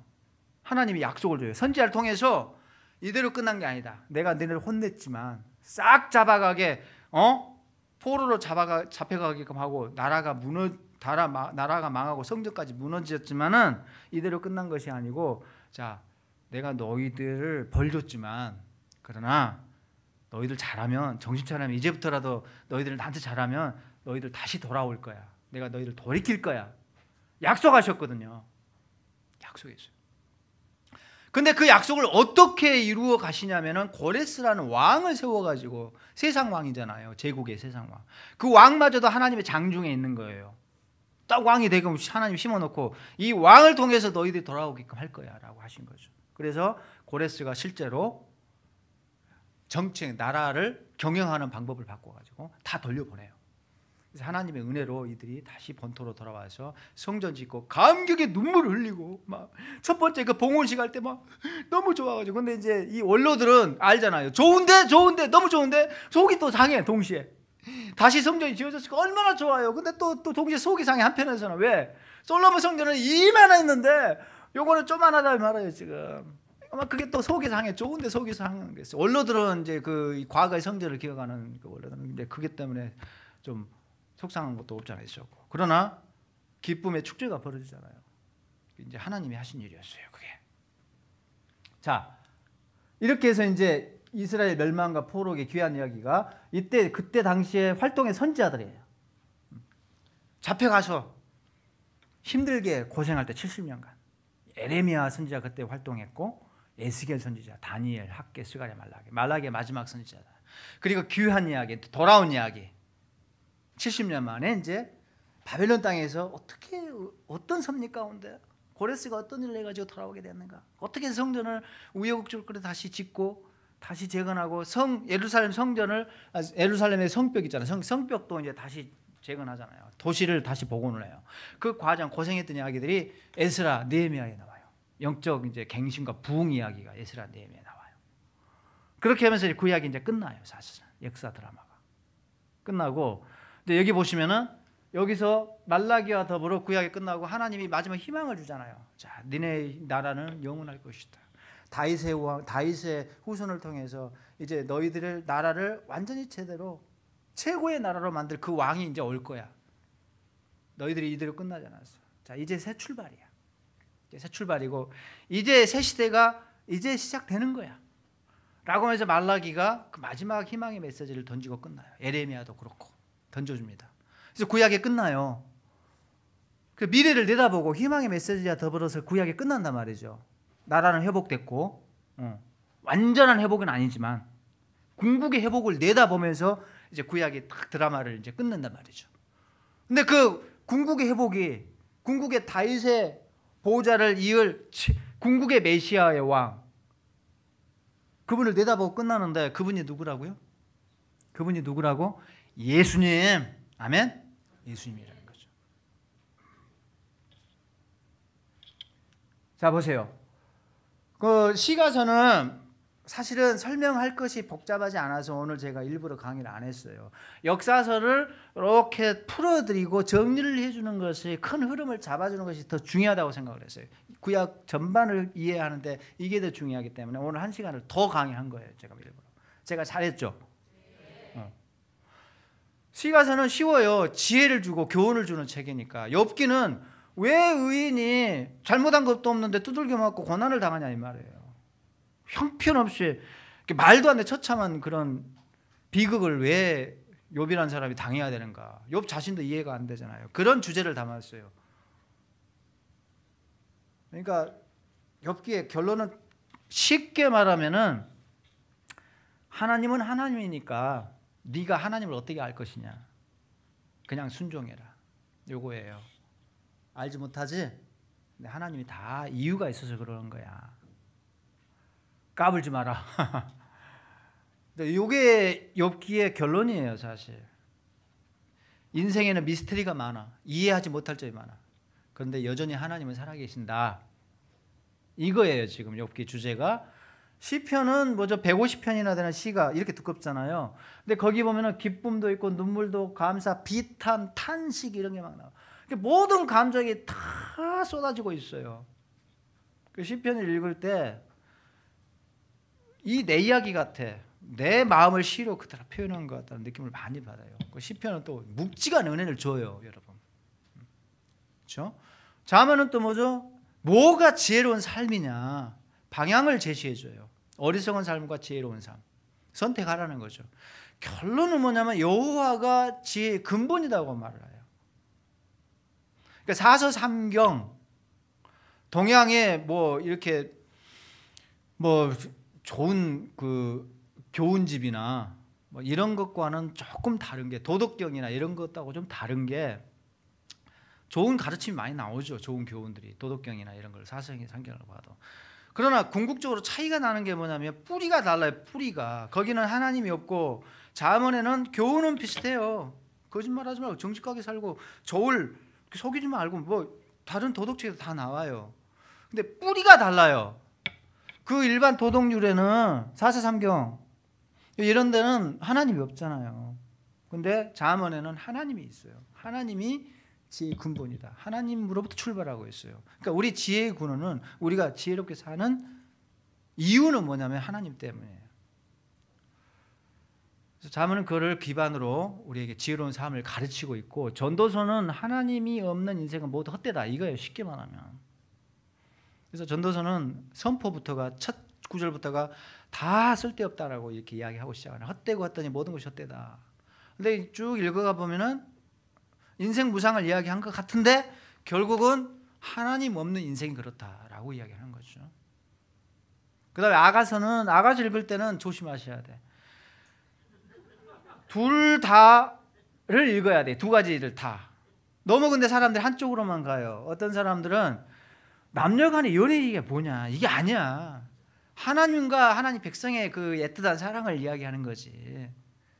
그래서 거기에 그 두 남녀가 나오는 것은 남자는 하나님이고 여자는 백성된 신부된 우리다는 거지. 그러니까 신랑된 남편된 하나님과 신부되고 아내된 우리 백성, 우리 이야기, 그 뜨거운 사랑을 이야기한 거야 지금. 그렇게 아가서를 읽어야지라고 해석하는 사람도 없잖아 있고. 근데 이제 그렇게만 읽으면 안 돼요. 거기서 남녀간의 진실한 뜨거운 사랑을 읽어야죠. 우리 삶에서 지혜도 참 중요하잖아요. 지혜만 중요해요. 사랑도 중요하잖아요. 인생 살면서 지혜만 중요한 게 아니라고 처신술만 중요한 게 아니라 사랑이라는 게 얼마나 중요해요. 다들 사랑 안 해보셨나 보네. 그렇죠? 사랑이 얼마나 중요합니까? 우리 인생에서. 그래서 그런 관점으로 아가서를 또 읽어야 됩니다. 그러니까 두 가지를 다 읽으셔야 돼. 남녀 간의 애틋한 사랑과 절절한 사랑과 하나님과 우리 사이의 그 뜨거운 사랑, 이 두 가지를 다 읽으셔야 됩니다. 자, 시가서 끝났어요. 시가서 지금 끝났습니다. 정리가 됐습니다. 자, 그러면 제가 마지막으로 이제 이것만 이제 제가 한 가지, 이 드라마를 펼쳤잖아요. 마지막으로 이 포인트 하나만 제가 말씀드리고 끝낼게요. 그래서 쭉 제가 역사 드라마를 펼쳤는데 우리가 놓치지 말아야 될 것이 있어요. 왜 하나님은 가나안 땅에서 시작했는가? 작아요. 주먹만 해요. 왜 그런데 이 작은 땅에서 하나님이 구원의 역사를 시작했는가? 우리가 한번 생각해 봐야 됩니다. 그리고 이 흐름을 보셔야 돼. 제가 이제 첫 시간에 말씀드렸죠. 아브라함의 언약 4가지가 있어요. 씨를 주겠다. 그래서 그 씨를 통해서 큰 민족을 이루겠다. 땅 주겠다라고 했잖아요. 그 다음에 너를 복되게 하겠다. 너를 통해서 다른 민족도 복을 받게 할, 이 4가지 복이에요. 이 아브라함의 복의 4대 축을 보셔야 돼. 4대 요소. 근데 이게요, 뒤로 가면서 계속 하나님 언약을 계속해요. 언약이라는 것은 손가락 거는 거거든요. 거는 거. 야, 너랑 나랑 결혼한 거야 이제. 이거예요. 쉽게 말하면 특별한 사이가 된다는 거죠. 그래서 아브라함하고 딱 손 잡고, 야, 너랑 나랑은 이제 보통 관계 아니야. 내가 이렇게 해줄게. 약속한 거죠. 그게 아브라함의 언약인데, 아브라함을 통해서 하나님이 인류를 구원하겠다는 거죠. 인류를 구원하려면 아브라함을 통해서 한 민족을 만들어야 돼. 자, 너를 통해서 일단 한 민족을 만들 거야. 그 민족이 잘 나가라 민족이 되게 해서 복 받고, 그걸 보고 다른 민족들도 그 복이 흘러와서 이게 뭐야, 하나님 믿으면 저렇게 잘 되네, 덩달아서 다른 민족도 복 받게 할 거야. 다 하나님 믿게 할 거야. 이게 지금 아브라함을 부르실 때 하나님의 계획이었어요. 자, 이해가 가죠? 요런 흐름으로 보셔야 돼. 그게 이제 모세를 통해서 일단 부분적으로 언약이, 약속이 성취된다는 거죠. 일단 큰 백성을 이루겠다는 것이 모세 언약 때 성취됐잖아요. 아직 광야에 있잖아. 근데 땅이 없죠. 땅은 아직 성취가 안 돼. 곧 성취가 돼. 이제 곧 이제 모세 이어서 그 다음 여호수아를 통해서 이제 땅이 주어져요. 자, 일단은 씨에 대한 약속은 성취됐어. 모세 언약 때는 약속에 따라 곧 성취가 돼. 그 다음에 복은 기다리고 있어요. 이제 그 땅에 들어가서 이제 복을 누리잖아요. 그 다음에 열국이 누릴 복도 아직은 아직 성취가 안 됐어요. 근데 다윗 언약 때 가면은 이게 다 성취가 되네요. 넘어가면 안 됩니다. 다윗 언약을 보면은 요게 성취가 되잖아요. 자, 일단은 큰 민족을 이루고 그 땅을 이제 점유했잖아요. 땅을 할당 받았어요. 가나안 땅을 점령을 하고 지파가 이제 흩어져 살아요. 그래서 일단은 큰 민족을 이루었고, 그 다음에 땅을 얻었잖아요. 성취되었네요. 근데 사실은 따지고 보면은 임시적인 성취예요. 예수님 오실 때까지는 아직은 완전하지 않아.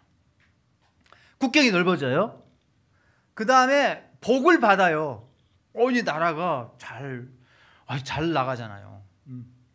그냥 나라가 순조롭게 땅도 넓어지고 경제도 번영하고 말이에요. 부러움을, 주변 나라들에게서 부러움을 찾는 그런 나라가 되는데, 솔로몬 때는 최고로 올라가.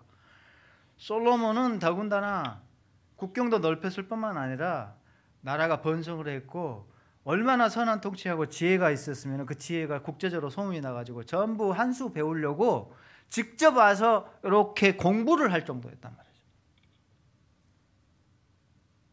너무나 이렇게 아는 게 많았기 때문에, 지혜가 많았기 때문에 그 명성이 자자했어요. 그래서 솔로몬 왕 때 열국이 복을 받는 게 부분적으로 성취돼요. 솔로몬 때문에 다른 나라에서 소문 듣고, 야, 하나님이란 분을 믿으면 저렇게 된대. 그래서 여기저기 나라에서 막 솔로몬을 방문해 왔단 말이죠. 그 비결이 뭐요? 뭐 이렇게 하면서 전도가 됐어요. 그래서 부분적으로 솔로몬 왕 때 잠깐이지만, 반짝이잖아요. 인생 후반전에서 망했으니까 잠깐이지만 이게 성취가 돼요. 열국이 복을 받아요. 실제로 잘하면 복을 받는다는 것이 증명되잖아요. 순종하면 복을 받고 다른 나라들도, 민족들도 복을 받는 게 증명돼요. 솔로몬의 전반기 인생을 통해서 증명돼요. 그렇죠? 문제는 이제 후반전에서 망가져서 그렇죠. 근데 이게 결국은 예수님의 새 언약으로 가요. 다윗 언약이 하나님이 약속을 했잖아요. 하나님의 약속은 절대 안 바뀝니다. 딱 손가락 걸잖아요. 우리가 손가락 푼다니까요. 이거 좀 빼요. 자꾸 불순종하고 다른 데로 가려고 하고 이거 파기하려고 하는 것은 우리 쪽에서 그렇고, 하나님은 약속 딱 한 번 했잖아요. 절대 파기 안 해요. 안 찢어요, 계약서. 우리가 말을 안 듣지. 그래서 다윗하고 약속을 했잖아. 내가 너 이 보좌가 영원히 가게 할 거야. 약속을 했잖아요. 그래서 그 약속이 계속 가는 거예요. 말씀드렸죠. 요아스 왕 꼬맹이 1살짜리만 남고 다 죽었잖아. 그 다윗의 혈통이 끊기네. 그래도 안 끊어지잖아요. 왜? 하나님이 약속했잖아. 네 왕권이 영원히 간다. 약속했잖아. 그래서 가요. 계속.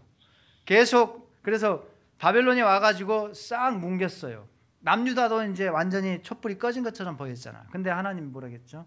안 끊어졌어. 불 안 꺼졌어. 다시 돌아올 거야. 내가 회복시킬 거야. 그래서 돌아왔잖아요. 그래서 나라가 이어져요. 유다 혈통이, 다윗의 혈통이 계속 이어집니다. 계속 이어져 가요. 이어져 가가지고 결국은 누구에게로 연결되죠? 마지막 예수님의 새 언약. 예수님의 또 언약하잖아요. 십자가에 죽기 전에 6월절 때 제자들 모아놓고, 자, 이것은 나의 언약의 피다. 우리 언약을 맺자. 예수님의 새로운 언약이잖아요. 근데 언약은 옛날 언약하고는 완전히 다 달라요. 자, 완전히 다 성취가 돼요. 예수님을 통해서. 궁극의 성취예요. 예수님이 그랬잖아. 너희들이 이제 진짜 백성이야. 나 믿으면은 누구든지 하나님 백성이야. 이제 유대인들이 자동적으로 하나님 백성이 되는 게 아니라 유대인들도 예수님을 나를 안 믿으면은 하나님 백성이 아니야. 이제부터는 혈통이 중요한 게 아니야. 유대인이냐 헬라인이냐 이게 중요한 게 아니야.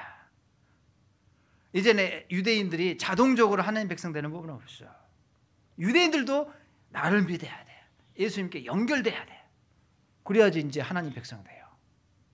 그래서 예수님은 예수님께 연결된 모든 백성을 새로운 백성으로 만드셔요. 그래서 씨에 대한 약속이 새롭게 성취되죠. 자, 우리가 그 씨의 후손입니다. 우리가 그 씨입니다. 아멘? 우리가 언약의 씨예요. 그래서 아브라함이 말했던 그 언약의 씨가 우리 예수님 통해서 우리에게 성취된 거예요. 우리가 그 씨가 된 거예요, 지금. 우리가 새로운 언약 백성이 되면서 새로운 이스라엘이 되면서. 아멘? 그래서 아브라함 언약이 지금 예수님 통해서 우리한테 적용되는 거예요. 할렐루야. 그래서 우리가 그 백성이에요, 지금. 영적인 의미에서 그렇잖아요. 성취되잖아요. 땅 주겠다 했는데 땅 없잖아요. 교회란 공간이 땅이에요. 영적인 땅이잖아. 우리가 여기 모여가지고 젖과 꿀이 흐르는 축복을 누리잖아요. 교회라는 공간에서. 안 누리세요? 문제가 많아 그럼. 이게 우리에게는 가나안 땅이에요, 지금. 교회 공동체가 새로운 가나안 땅, 약속의 땅입니다. 이렇게 해서 성취가 돼요. 땅에 대한 약속이 교회를 통해서, 교회라는 공간을 통해서 성취가 됩니다. 그 다음에 복 누리잖아요. 이게 물질의 복을 넘은 궁극의 복이에요. 예수 믿는 사람들은 아니 사자굴 속에 들어가서도 복 받는 사람이잖아요. 풀무불 속에 들어가도 복 다 털리고 풀무불 속에 내 던져짐을 당해도 복 받은 사람이잖아요. 그죠? 아멘? 우리가 그 궁극의 복이 있어요. 그 복은 누구도 못 뺏어가요. 인간적으로 통장에 돈이 얼마 있고 뭐 좋은 차 다니고 이게 복이 아니에요. 그 수준이 그것도 복의 일부분인 거 맞아요. 전 완전히 부정하는 게 아니에요. 그게 부분의 복의 일부예요. 우리도 또 기도해야 되고. 그런데 궁극의 복은 그건 아니에요, 사실은. 이것도 있으면 좋죠. 근데 없어도 우리는 복을 받으면서 복을 누리면서 살아요. 우리는 그 복을 누리면서 지금 살고 있잖아요. 예수 그리스도라는 복이 우리에게 있어요. 생명 되시는 풍성한 삶을 주시는 우리에게 그 예수님의 약속.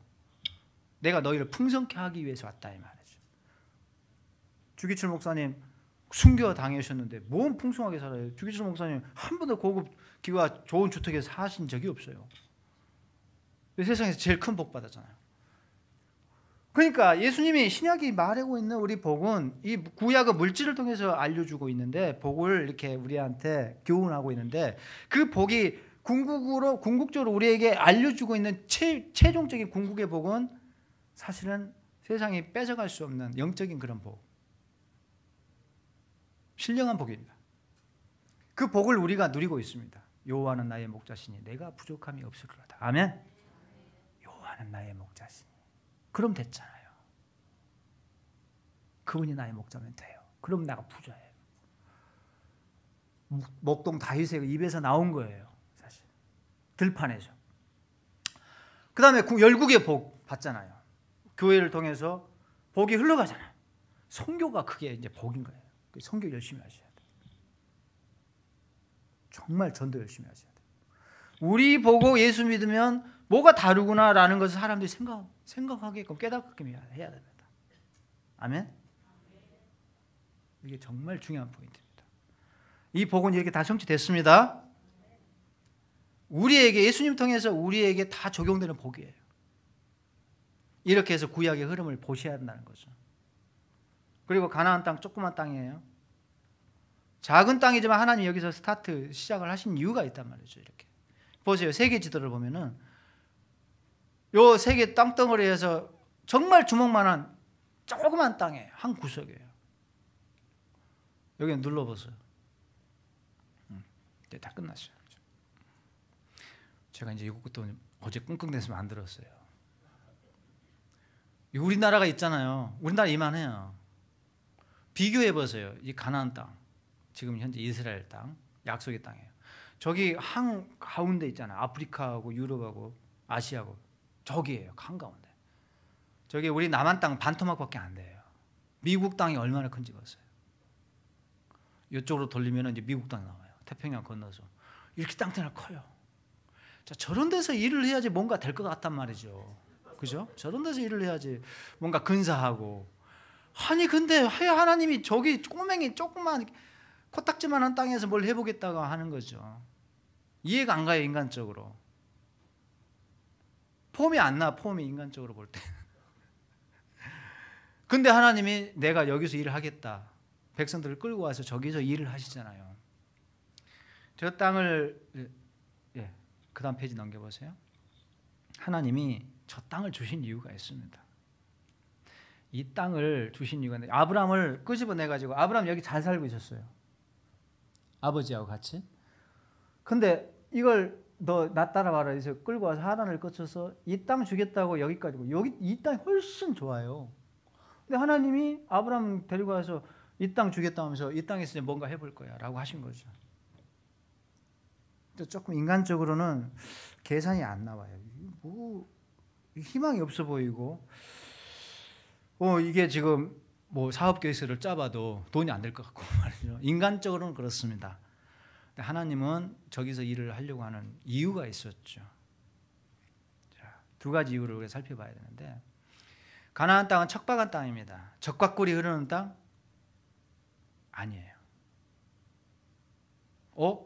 저 목사님 이상한 소리네. 아니기도 하고 맞기도 하는 이야기입니다. 자, 왜 그런지 보세요. 가나안 땅은 직접 가서 보시면 이렇게 황량해요. 이게 느보산에서 본 장면이라는 거예요. 저쪽에 지금 저쪽 편이 다 가나안 땅이에요. 광야라고 말을 할 정도로 바위가 많고 돌이 많은 땅입니다. 그게 가나안 땅이에요. 그런데 희한하게도 물만 대주면은 쭉쭉 올라오는 땅이에요. 그게 희한한 거예요. 물만 대주면은 이게 막 쭉쭉 자라고 주렁주렁 열려요. 그게 가나안 땅이에요. 근데 물이 내려와야 돼. 근데 이 땅은 물을 받아 넣을 수가 없어요. 저수지가 없어. 강이라고는 요단강 하나밖에 안 흘러. 그러니까 물을 댈 방법이 없습니다. 저수지에다 물을 가둬놓고 그때그때마다 필요해서 쓰고, 이게 안 되는 땅이에요. 왜냐하면 물이 다 빠져요. 물이 다 빠져버립니다. 석회질 땅이기 때문에, 석회암으로 이렇게 구성되어 있는 그런 토양이기 때문에 비가 오면은요 쫙 스며들어가지고 이게 안 고이고 지하수로 다 흘러가 버립니다.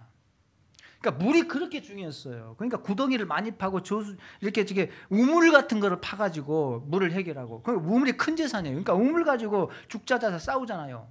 이삭도 아브라함도 이삭이 얼마나 싸웠어. 이 우물 가지고. 우물 파놓으니까 막 뺏어가잖아. 우물이 큰 재산이었어. 목숨이 걸려 있었어. 꼭 그런 땅이라니까요. 우물 중요하고 물이 그렇게 중요했어. 근데 희한하게 비가 위에서 내려오잖아요. 그러면 쭉 올라와요. 이게 곡식들이, 나무들이 쭉쭉 자라. 비가 오면 그만큼 자라. 온 만큼 쭉쭉 자라. 희한해요, 그게.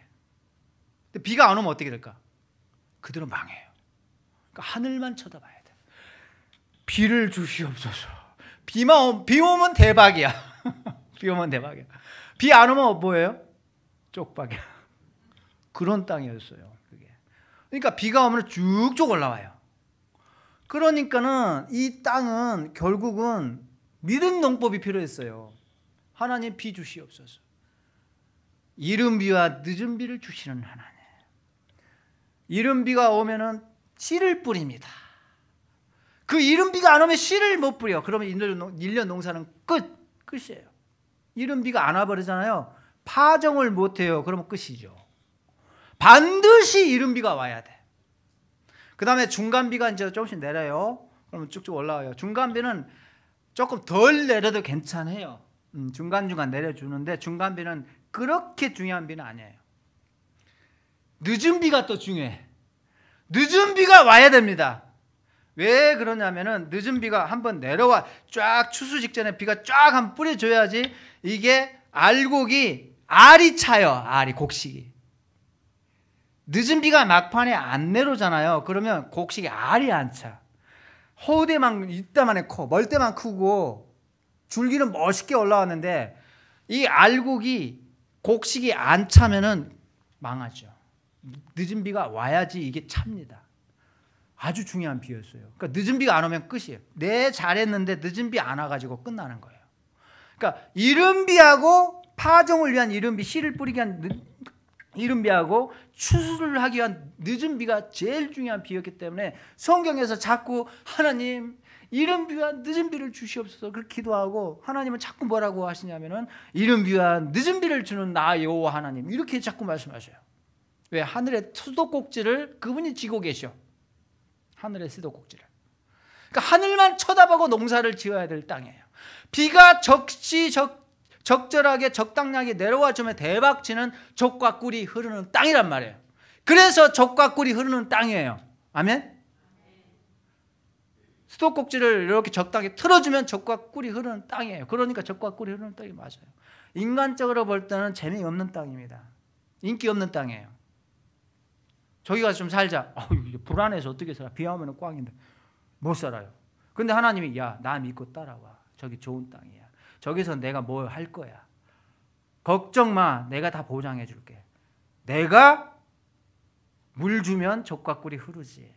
라고 하면서 젖과 꿀이 흐르는 땅이다. 가자라고 한 거죠. 그래서 하나님이 인간적으로는 척박한 그런 돌밭이었지만은 코딱지만한 땅이었지만 하나님이 저기서 내가 일을 하겠다라고 데리고 가셔서 저기서 역사를 일으킵니다. 절대 믿음, 절대 순종이 이제 여기서 요구되죠. 믿어야 돼요. 하늘 쳐다보고 믿습니다. 하나님 비를 주실 줄 믿습니다. 기도하면서 하나님만 의지하면서 살아야 돼요. 그 땅에서는 그런 땅이었어요.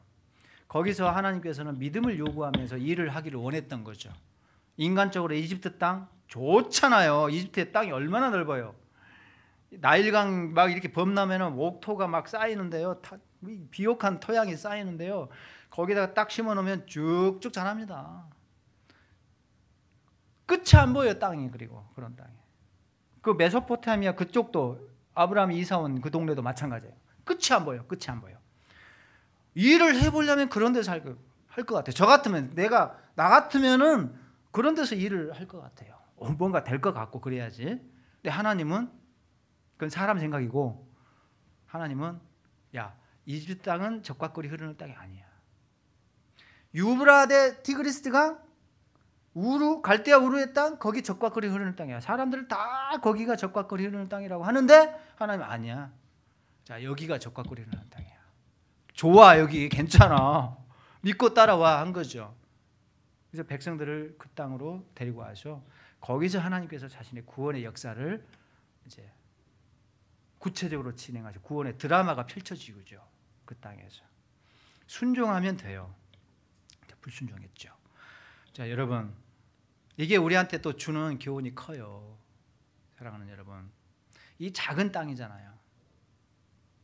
하나님은 일을 하십니다. 뭐 커야지 일을 하시는 게 아닙니다. 이게 우리한테 주는 교훈이에요. 아멘? 커야지 일을 하시는 게 아니에요. 작아도 능히 일을 하셔요. 여러분의 교회가 다른 옆 동네 옆에 있는 큰 교회에 비해서 우리는 뭐 할 게 별로 없나? 너무 우리는 교회가 작아서 별 볼 일 없고 이렇게 말하시면 안 되고 얼마든지 여러분의 교회를 통해서도 엄청난 일을 하실 수 있는 우리 하나님이 있습니다. 아멘? 이 믿음이 우리한테 있어요. 적용을 하셔야 됩니다. 그래서 보세요. 이 조그만 땅에서 선교 역사가 일어났잖아요. 이 땅에서 하나님의 역사가 시작됐잖아요. 예수님이 이 땅에 오시고 이 땅을 통해서 예루살렘과 온 유다, 사마리아, 온 땅끝까지 복음이 친 거잖아요. 저 땅에서 코딱지만 땅에서 일어난 역사입니다.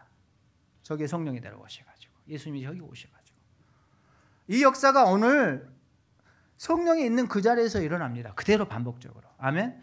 지금은 그래서 이 땅의 중심지가 아니에요. 더 이상 이 땅은 중심지가 아닙니다. 그러니까 지금 이스라엘 땅에 새로운 의미를 부여하면 안 돼요. 성령이 내려온 이후로는 모든 교회에 성령이 내려왔기 때문에 그 성령이 내려온 곳이 곧 중심지예요. 이제 거기가 새로운 예루살렘이고 새로운 유대 땅입니다.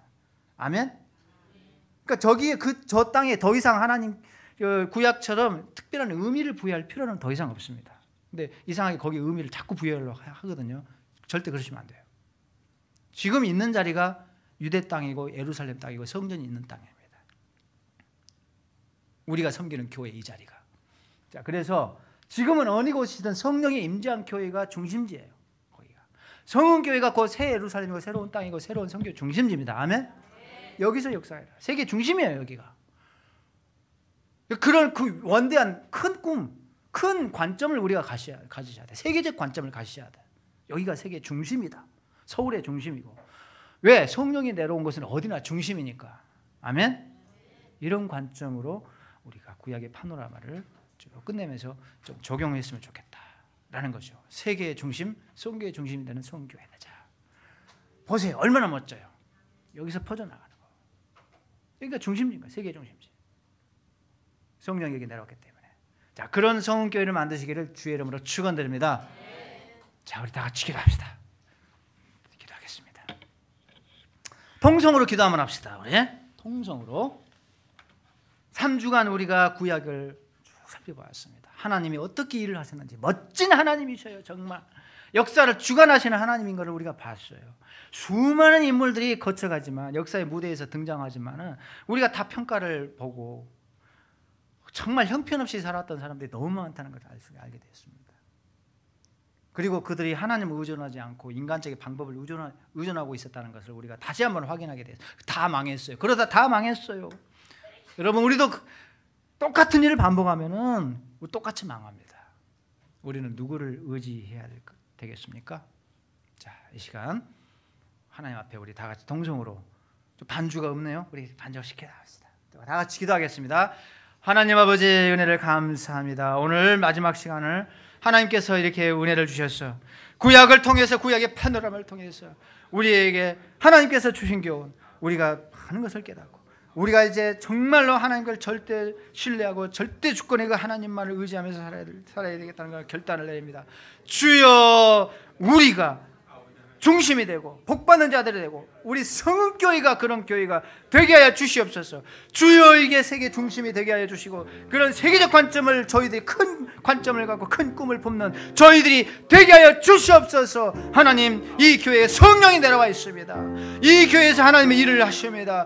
주여, 이곳이 가나안 땅입니다. 주여, 이곳을 통해서 열방이 복을 받게 하여 주시옵소서. 역사하여 주시옵소서. 우리 하나님, 참으로 이 교회의 모든 성도들이 영적으로 복받게 해주시고 힘을 얻게 해주시고 하나님, 그리하여서 이 교회를 통해서 수많은 사람들이 복의 혜택을 누리게 하여 주시옵소서. 역사하여 주시옵소서. 우리 하나님 붙잡아 주시기를 간절히 원하고 바랍니다. 우리 하나님 함께 해주시기를 원합니다. 주여 아버지, 저희들은 부족합니다. 그러나 참으로 예수 그리스도를 통해서 우리가 그리스도로 연결되고 새 언약 백성 되게 해주셔서 정말 감사합니다. 아버지여, 우리가 새롭게 될 수 있도록 도와주시고 요로맘의 길을 갔던 그 왕들처럼 패망의 길을 가지 않도록 주여 붙잡아 주시고 우리는 하나님만 붙잡고 절대 믿음으로 하나님 농법을 따라서, 믿은 농법을 따라서 족과 꿀이 흐르는 땅의 그 약속을 따라서 하늘을 바라며 물을 주시는 우리 하나님을 신뢰하는 저희들이 되게 하여 주시옵소서. 주님, 역사해 주시기를 원합니다. 아버지, 감사합니다. 오늘 말씀을 통해서 우리 하나님께서 우리에게 새로운 영적 교훈과 통찰력을 주셔서 감사합니다. 구약의 흐름들을 살펴보았습니다. 하나님은 역사를 어떻게 섭리하시고 주관해 오셨는지를 살펴보았습니다. 어떻게 예수 그리스도를 이 땅에 오게 하셨는지 우리가 보았습니다. 주님, 많은 교훈이 있었습니다. 우리도 절대 믿음 갖게 해 주시옵소서. 사람의 힘과 군사력과 물질과 돈을 의지하지 아니하고 사람의 계산에 의지하지 아니하고 오직 하나님만을 절대 신뢰하고 우리가 절대 믿음 농법을 따라서 하나님만 붙잡는 저희들이 다 되게 해 주시옵소서. 비를 주시는 우리 하나님, 그분이 비 주시면 우리는 적과 꿀이 흐르는 풍요를 누릴 수 있습니다. 이 믿음 우리가 간직하게 하옵소서. 작은 땅이지만 큰 역사를 일으키시는 우리 하나님, 그곳에서 기꺼이 일을 하기를 원하셨던 우리 하나님, 세계의 중심을 잡으시고 이제는 복음이 확산되도록 그런 섭리 속에서 일을 하셨던 우리 하나님, 이제는 성은교회가 이 복음의 중심지입니다. 우리가 이런 세계적 관점을 갖고 원대한 꿈을 품고 이 교회를 잘 섬겨나가는 저희들이 다 되게 해 주시옵소서. 예수님의 이름으로 기도 올리옵나이다. 아멘.